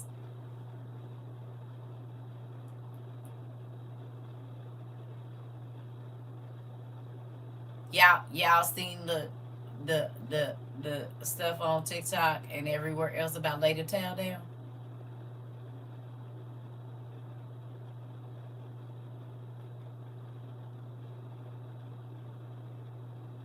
Hello? Just lay the towel down. Don't worry about it. We just gonna lay the towel down. God said you ain't even supposed to be nowhere near it during that time.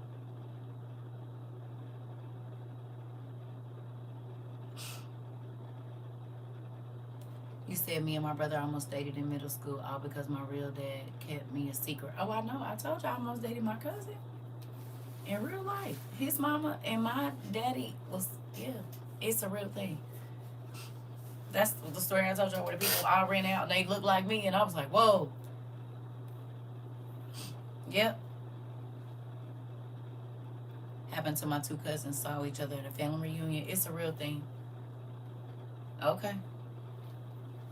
And you shall not lie sexually with your neighbor's wife, and so make yourself unclean with her. Oh, huh? You ain't supposed to be creeping with your neighbor's wife or your neighbor husband.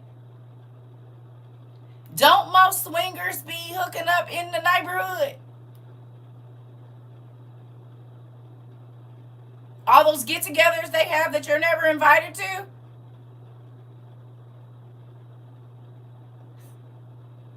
Wife swapping, husband swapping.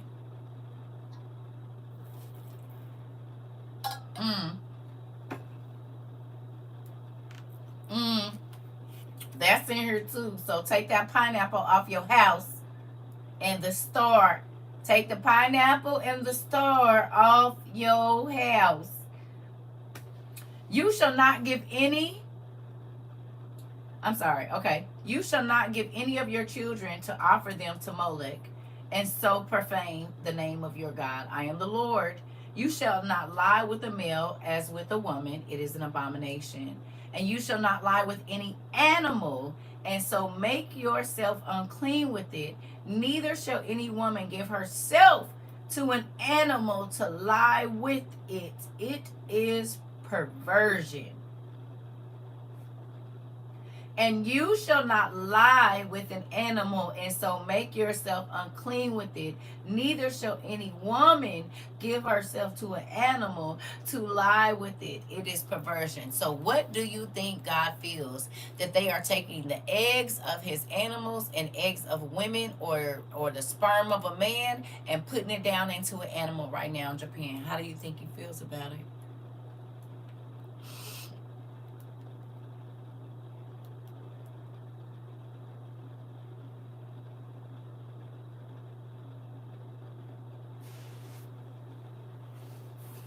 This scripture now, this ain't my words, this scripture.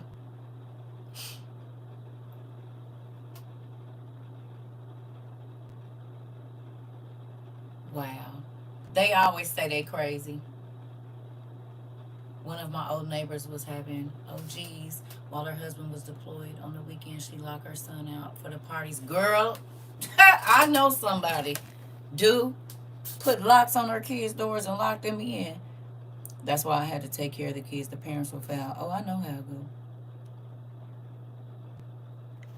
Yep, they always do. Yeah, if they have a gnome or a pineapple in your yard, just stay away. Look for a broom outside the door. Uh-oh, that's another one. Look at y'all knowing I. These are the tales I tell so well. These are the tales, the freak.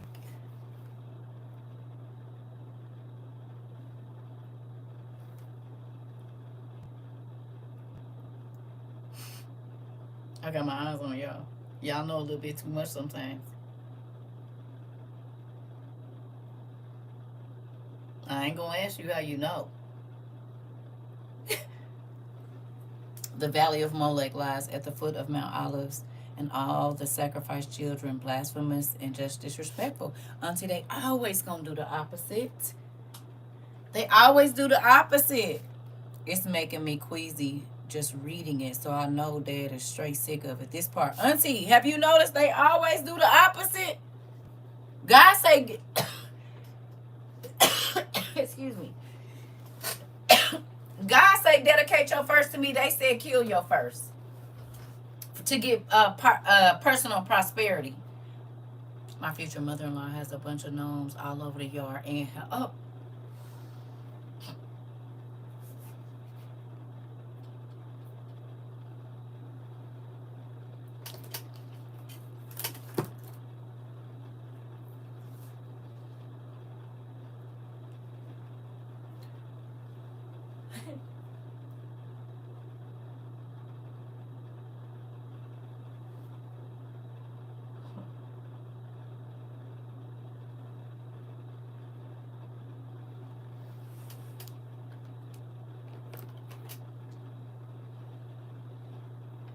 hello, Dad.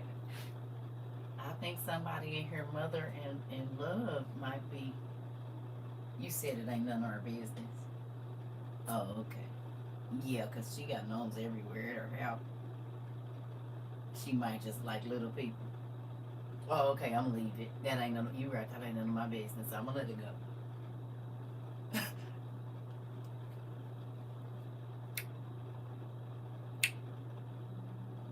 Once you know, you be like, Lord, I don't want to know. Wait a minute. So that's what these is out here for? What you do? Pick up a gnome on your way in? I'm about to go. I am about to go. Oh man. Lord, please let it be that she like the little people. This part. She just like little people. You know, she lives in a mystical world. We gonna call it that. All right, here we go. Here we go. Ooh, shoot. Mm-mm-mm.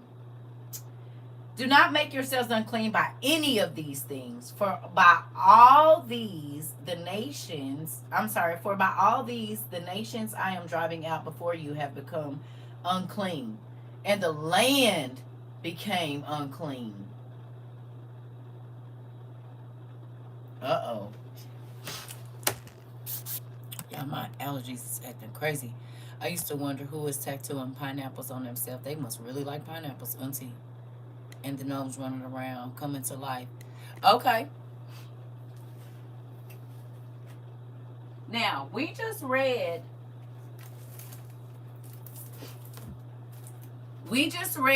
that the people that worship Baal and the people that worship Asherah and the other ones that we talked about, when they are doing these rituals or these unlawful sexual practices, they want the gods to join in. Who are the gods?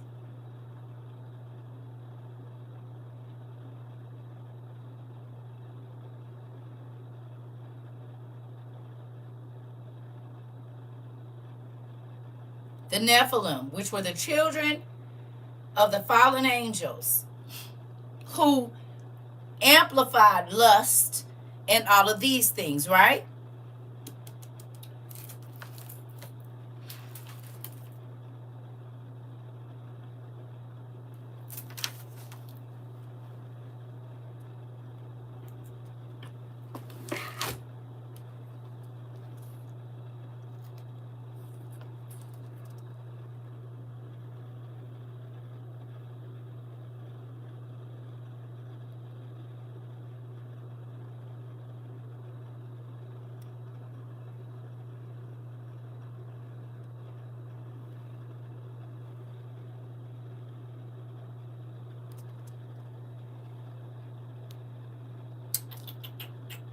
Where'd it go?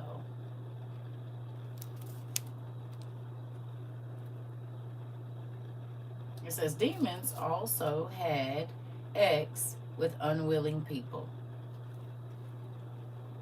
So if you got this book on the first page of discipline within the brotherhood or these secret cults, it clearly says right here that in they get-togethers that they be having in the Hollywood Hills, spirits manifest. And they are a part of the rituals that are happening there.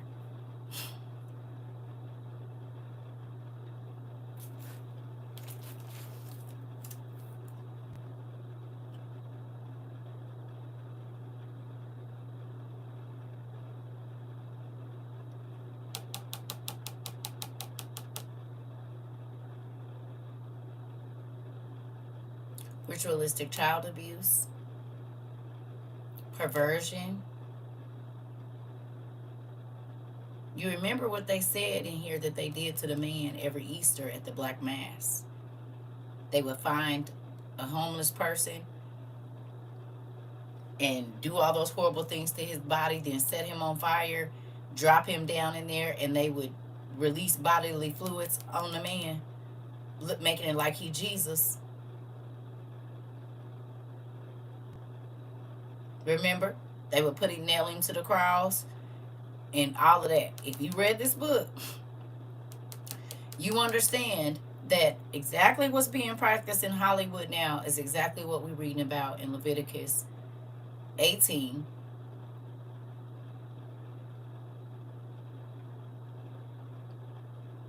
Yeah.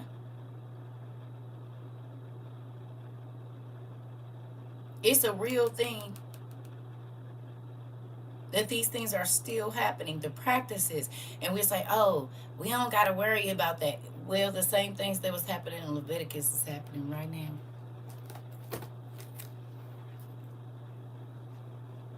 And in the church.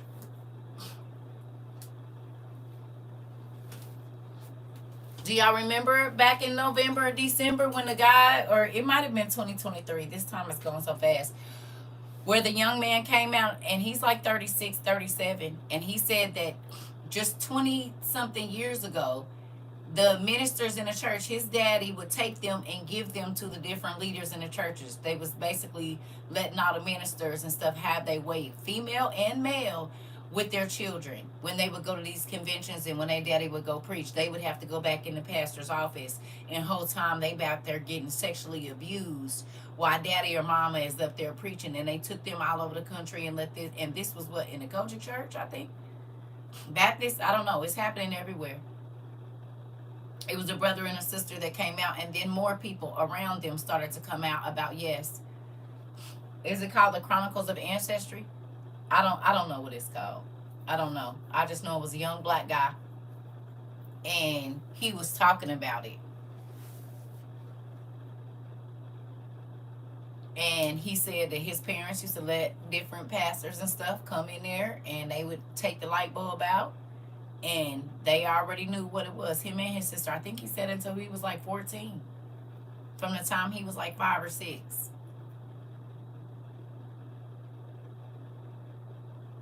And these is color folks. But this girl, she was crazy. She knew that was her brother. Yeah. They always tell the people that's telling the truth they're crazy. That's why I don't let my son out of my sight. I think I'm overprotective. I think I'm protective all you want. It's a real thing. It's a real thing. So when you think about No wonder some PKs be so sexual. Yeah. Yeah. Yes. Yes. I mean, you should just calm down. He was good looking. I get it. I understand. Okay. So here we go. We're going to finish this out, and then I'm going to get off, y'all. So it says, do not make yourselves unclean by any of these things, for by all these the nations I am driving out before you have become unclean. So the reason that God gave because all of the sin that they was doing, the land even became unclean. So that I have punished its iniquity, and the land vomited out its inhabitants.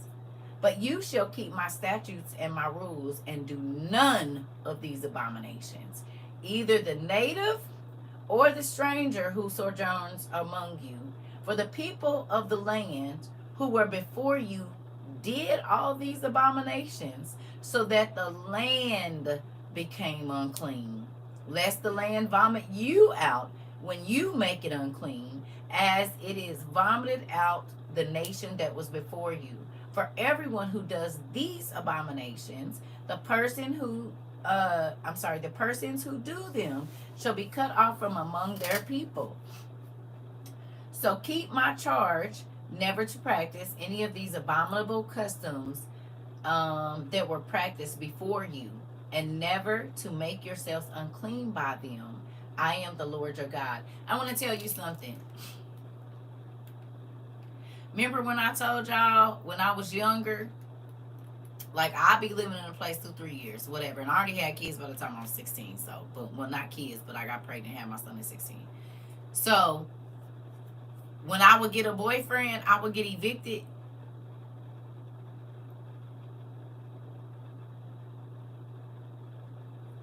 I could still have my job, everything, and S would just start to fall apart.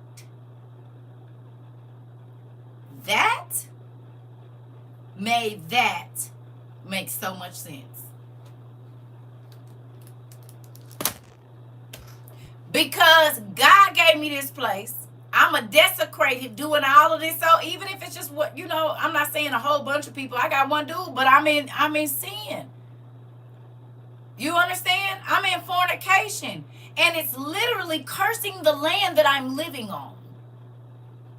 You done did it, Mr. Dream Express. You done did it, Mr. Artisan. You know exactly what I'm talking about. Yep, start dating that chicken, man. Lost my job and everything, man.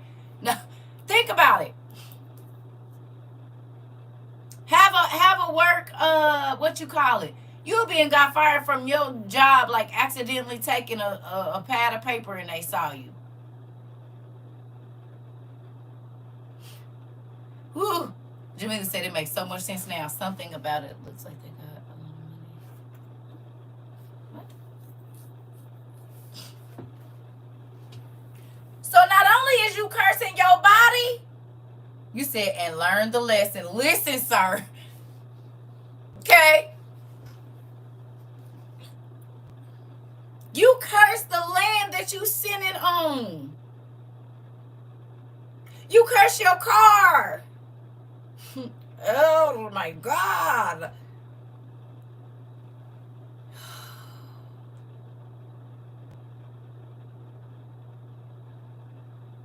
So if you're wondering why everything fell apart, now you know. Them little neck kisses and nostalgia be having you gone, and before you know it, you done messed up. Listen, this is why, niece, you can't. No, I don't hug nobody.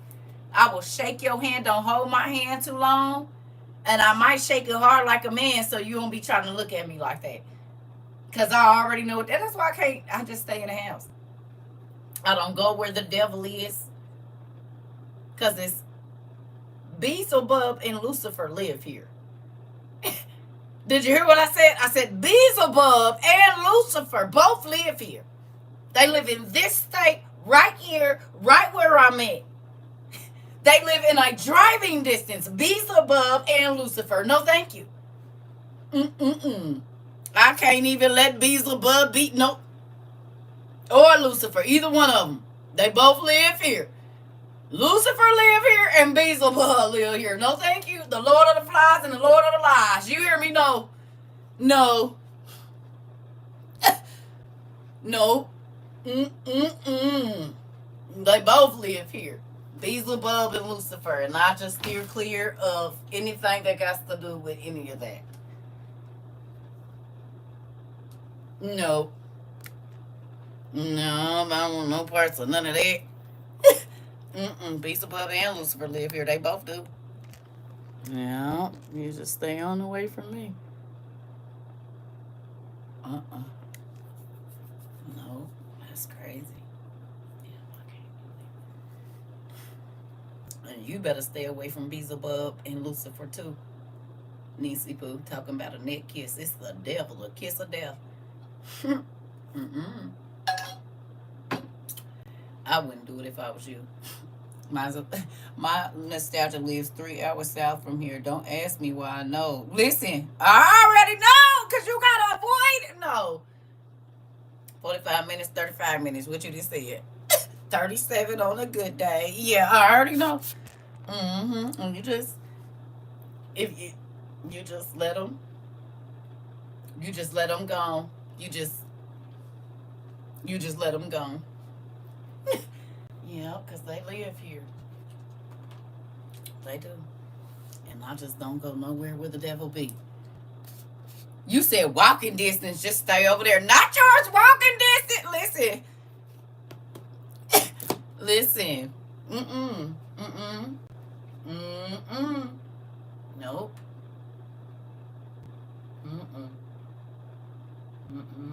But you know what I'm grateful for? That I can say no. Because it was a time I could. It was a time if I saw you, well, it might not be today, but it's going to be soon. And I had already planned it in my mind. Listen, we just going to be real with it. It might not be today. It might not even be tomorrow. But if you try, I ain't going to say no. And now I can say no. Even if I do see you, I'm grateful for whatever it is, the resilience or whatever, that I can say no, or don't even put myself in a situation to see you. You hear me? Because that's the thing. When will you stop taking yourself to the sin or allowing the sin to come to you? When do you cut it off? When do you say I've had enough? I get tired of feeling like this. I get tired of being let down or whatever it is that you get, because it's only a temporary thing. Oh, I'm so happy for her too, Miss Ida. Tell her I said, Titi, love you and congratulations. When do you make the decision that sin ain't worth it? Because what do you really get? Now that you know you cursing your body and your life, not just your body, your life. What do you get out of being with somebody that God don't want you to be with? Or sneaking with somebody else's wife? Or sneaking with somebody else's husband? Or sneaking with whatever it is that we read in there. Did you see that God said the reason they had to give up their land in this lush and beautiful place is because of the sin they committed. So I didn't have to leave whole cribs with everything in it, like just leave. Well, I probably was sinning in that place. Baby, he is the one I was messing up with the cross. Listen, girl. I already know. You do not have to tell me. I already know how it goes. That's why I just said, God, can you send my husband? I don't even play with it no more. Now, back in the day, I was willing. Back in the day, I was willing to see if I was gonna make it back to safety. It was that mad dash trying to get back in the door. I didn't even care. I was gonna see. I'm about to see. I'm about to put you to the test. Now I don't even sign up for the race.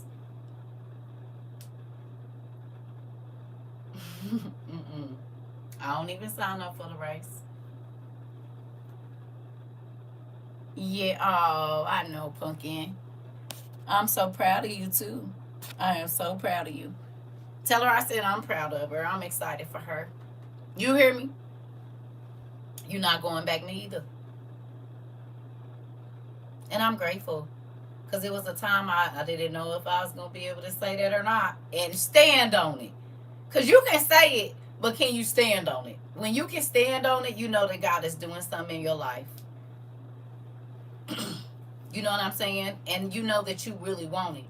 But if you can't stand on what you said, that'd be the difference. You're welcome. Oh, you were Vanessa Huxtable out there. Listen, I'm so glad that I'm not where I was because I'm not going back nowhere. Uh, Not what I want. Oh, you said not what you want. It's not worth it. Right. Yeah. I was willing to test God's grace and His mercy every time if He was going to allow it, especially for a certain someone. Baby, I was going to test life and death, honey. He moved that brother across that. Girl, you ain't got to tell. Listen, he done locked him up. Look, hey, let me go to the bathroom, y'all. Look, I already know. He will move them. Thank you, God, because I couldn't do it myself.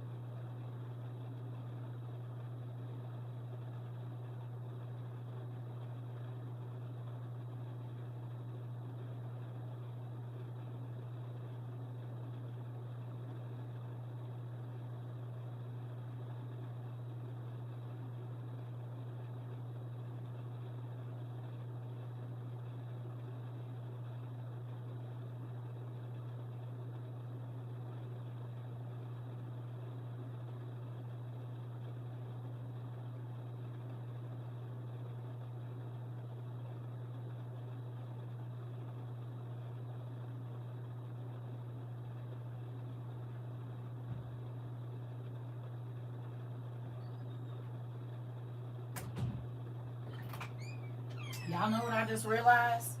And then I'm really going to go. The devil is very slick and shrewd.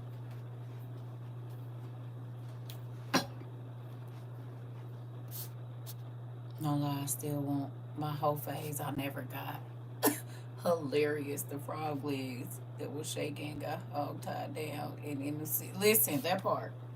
So look at this. Let me show y'all how the devil. Who want to see how cunning the devil is, and he don't care about if you're cognitive of what's happening or not.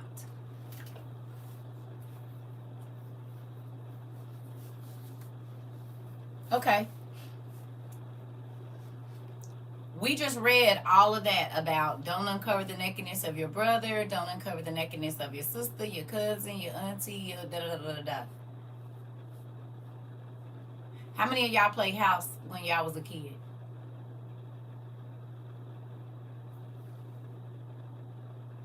With the neighbors' kids, with my cousins, with the friends of the family, and was hunching in the closet and kissing, all of that whole nine. That's why I don't let house be played in my house. You can't play house. It can't be, we're going to play kitchen or something. We ain't playing house. Okay. Do y'all realize that if we did that, we had already committed this sin before we was 10 years old?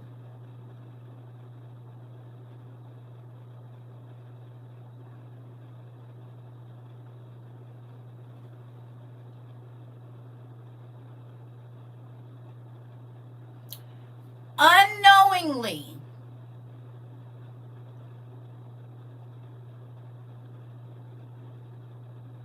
We did this.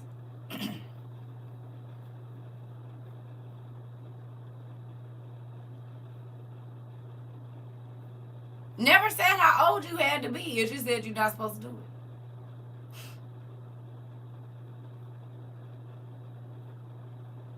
Hide and go get it with the neighborhood. Yep. You hear me? You said from playing house it led me to kiss a girl acting like a boy. Okay. I told you. Everybody gonna be mamas. Ain't nobody gonna be the daddy. We not doing that. Do you see? Cause we all looking like, oh, that's so twisted and that's gross. Yeah. We was. All of us. If you played house at any given time and you was the mama or the daddy and you laid down under the covers, hello? No?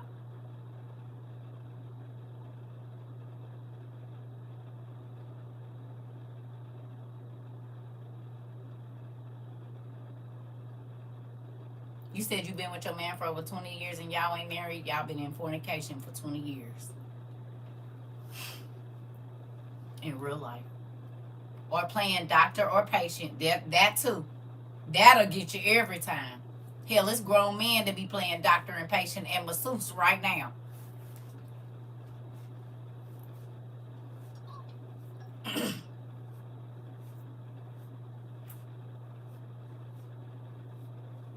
So everybody that frowned your face up, and we on that page. On love us.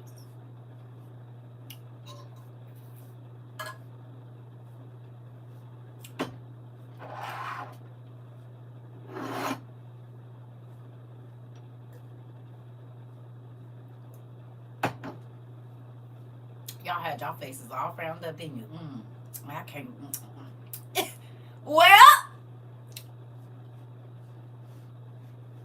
because it didn't say grown man or grown woman. It said family member, period.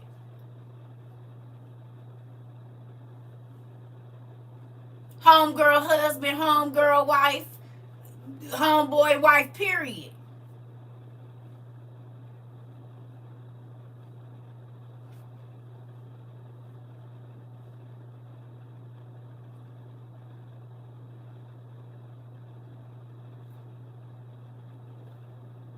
Crazy how shrewd the devil is. This why he get in while you young.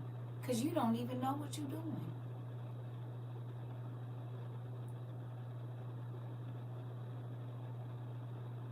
Most of us couldn't even read at that time.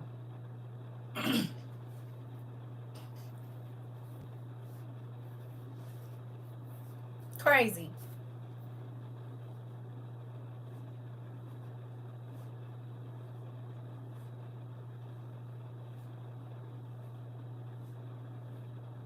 Slick, ain't he?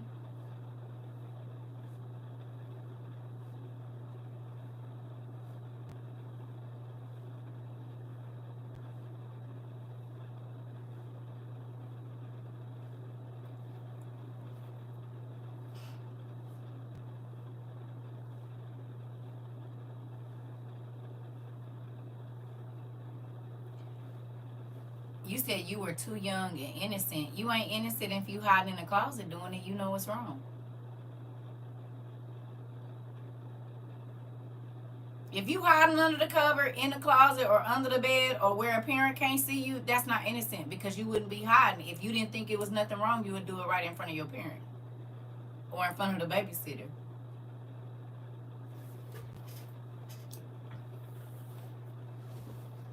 Innocent where?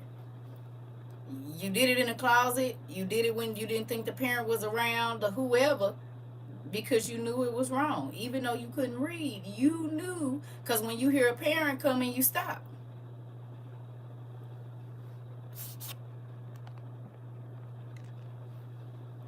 No? Tell me your 1-year-old don't know when they doing something wrong. They will run and hide from you. Even just pooping. They know they ain't supposed to poop and they pamper. They gonna run and hide and do it. So we're innocent where? And you did know right from wrong because you didn't do it in front of your parents. You didn't do it in front of your friend, mama, or whoever was watching you, or wherever you was doing this. That you didn't do it in front of the parents. So would you call that innocent if you're hiding and doing it? If you're hiding, that means you know it's wrong. Right or wrong?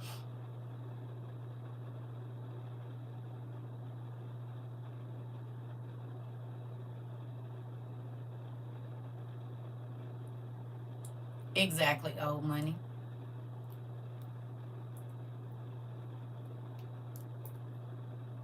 That's not innocent. And that has to be right from wrong, because if you didn't think it was bad, you would have did it right in front of them.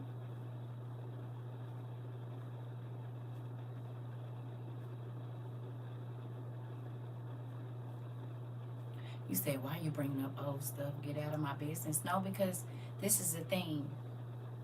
It's easy for us to look at what we just read and think of, oh, that's horrible, and to do certain things, you got to be a horrible person. But baby, we did. And we was young. Before we even really knew what to do with our parts, we was doing stuff with them. No, it's not innocent. Adam and Eve hear from God when they knew they did wrong. We just like our million time over grandparents, for real. Okay. So think about this. There'll be a person in the church that'll look at a person in a same sex marriage and turn their nose up and forgot what they did as a kid. Hello. Don't forget you was the husband when you and your cousin was playing house. And both of y'all was girls.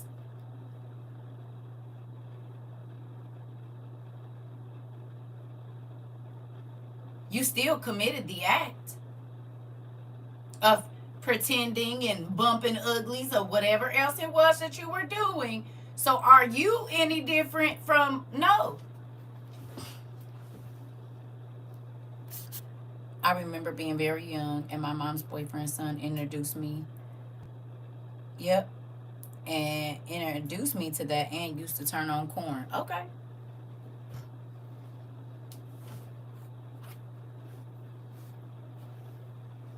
You said it when I say keep it clean, I mean tell the truth. Okay.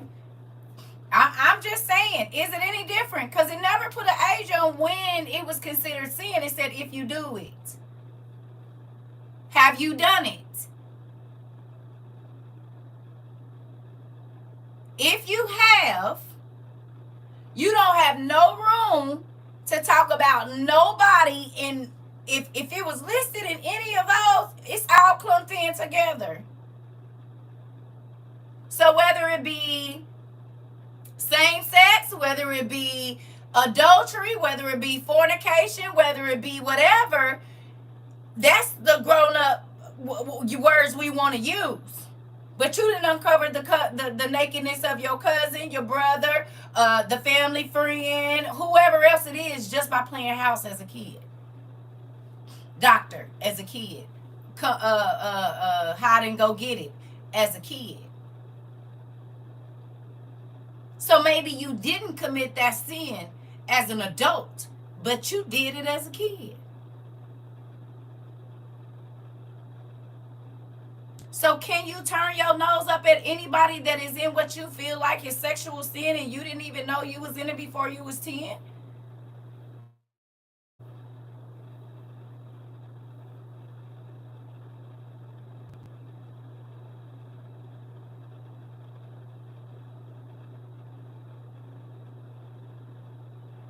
Looks like we might want to have a little bit more compassion when we see certain things.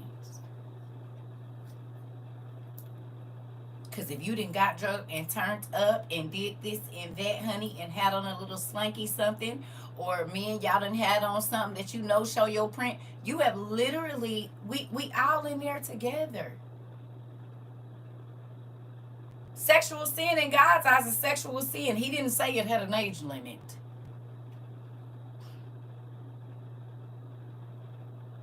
Because there were children present at these rituals. And children do what they see their parents do, or they do what they see others do. We just talked about it.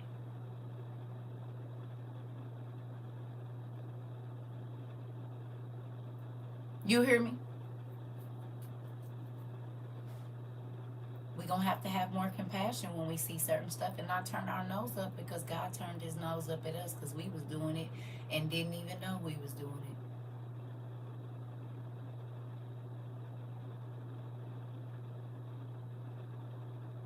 Those situations start in childhood and they grow over time. This is why I said the devil be wanting to get our babies when they little, so that thing can have time to grow.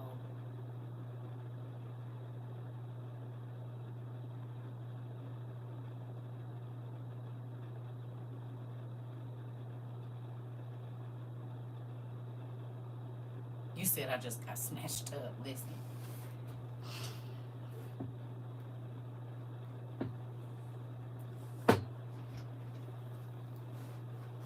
So I love y'all. I'ma go.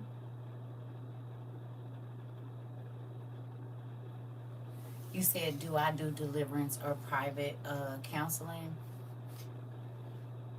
Not really. I used to. I don't do so much as much now, because I don't really have the time to dedicate to that. Because I know once you start counseling a person, you kind of have to be available all the time. And as y'all can see, I don't even be available for my children most times. So I'm kind of juggling right now.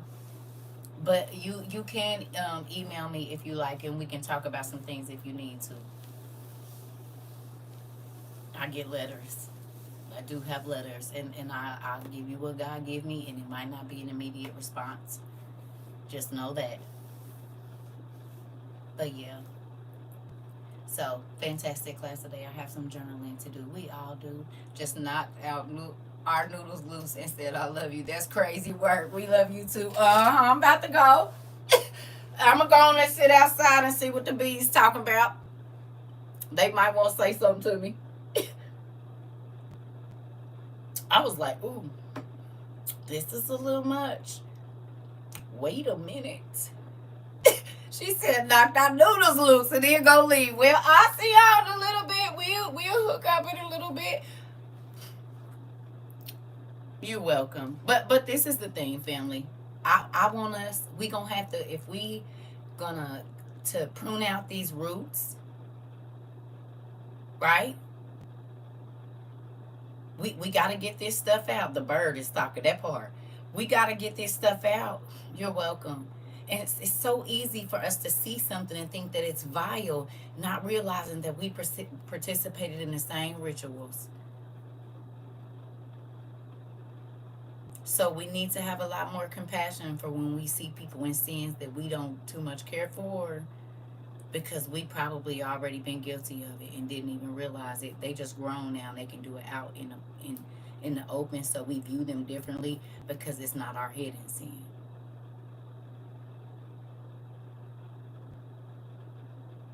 It's the same, but don't nobody know we did it, so then you can feel a way about it. No. Don't do that. You hear me? Have a little bit more compassion when you see people in a situation that you might not agree with. Because then you need to go back to your childhood and make sure you wasn't participating in the same things that you judging them for. You're not wrong. My family has a long history of keeping it in the family. My granny's daughter is also her sister, It's time to pull up these roots. It always starts young, right? And you can start with you. You ain't gotta put nobody on blast. Just start with you. Start where the vine starts with you and start plucking. You can't do nothing about the vine that was already there. But you can start plucking on your vine. You can start pruning your vine and asking God to show you what things are laying dormant in your children, and not for you to beat it out of them. It's for you to pray. And you have to think about it. It's going to be in all of our lines because we all came from two people. Unless you came from, the Nephilim side, and then it's going to be even greater. But technically, we all did, because after Seth, what, seventh or eighth generation, the angels had infiltrated both sides of it. Right? No more trying to keep to keep it buried while you trying to snatch everyone else's. Yeah. This is why my family puts me out. Remember, I told you God didn't let me hide all my stuff. It was always out for everybody to see. But I knew everybody's business. I still do. Right? But it's just easier because mine was out in the open. Oh, she. And then whole time, baby, I'm hearing y'all was doing more than me. But everybody could see what they thought was my sin, so it was easier for the family to come together as a collective and push me out as the horrible one, the bad one, the whatever else. Whole time, they ran circles around me. And I'm just finding out in my adulthood that all the people that was like, look at her, baby, they was, baby, I had nothing on them. For real. Not even trying to be funny. But because mine wasn't hidden, it was easiest to point fingers at me. Now I know whole time, baby, they was doing it earlier and more. Yes, ma'am, I talk to my baby and make sure he knows his parts belong to him and are not to be touched. I refuse to let the curse continue. This, I enjoy class today. Love y'all. You too, Pumpkin. Yeah. I'm telling you, and all along they was playing innocent. Yeah. Girl. I said, what? So here I am walking around just all ashamed, baby, and y'all was doing it big, early. Thank you so much for everything you do. For me, us, I love you. I love y'all too. Understand, but we be going through all these transitions together, right? Because in order for me to give it to y'all, he got to give it to me first. And I have to go back and think about my life and be like, oh, wait a minute. Okay. So let me rewind those words that I just so easily spattered out about somebody else. He'd be like, wait a minute. Let's rewind your movie. Remember this? You'd be like, he like, yeah. Mm-hmm. Clock that T. Clock that T. You hear me? I'm about to seek housing and help so I can leave because we ain't married. And I heard his ex-wife wants me to fall off a cliff. She went into a jam and what she did to me. Yeah, I don't know. I just say pray about it. God got something for you. So, I love y'all. I will see y'all later. We'll talk. What time is it? It's time for me to find some videos. That's what I'm about to do. 3:30. Goodness gracious. All right, y'all. You're welcome, Angelina. I love y'all. And God do too. I'll see y'all in a minute.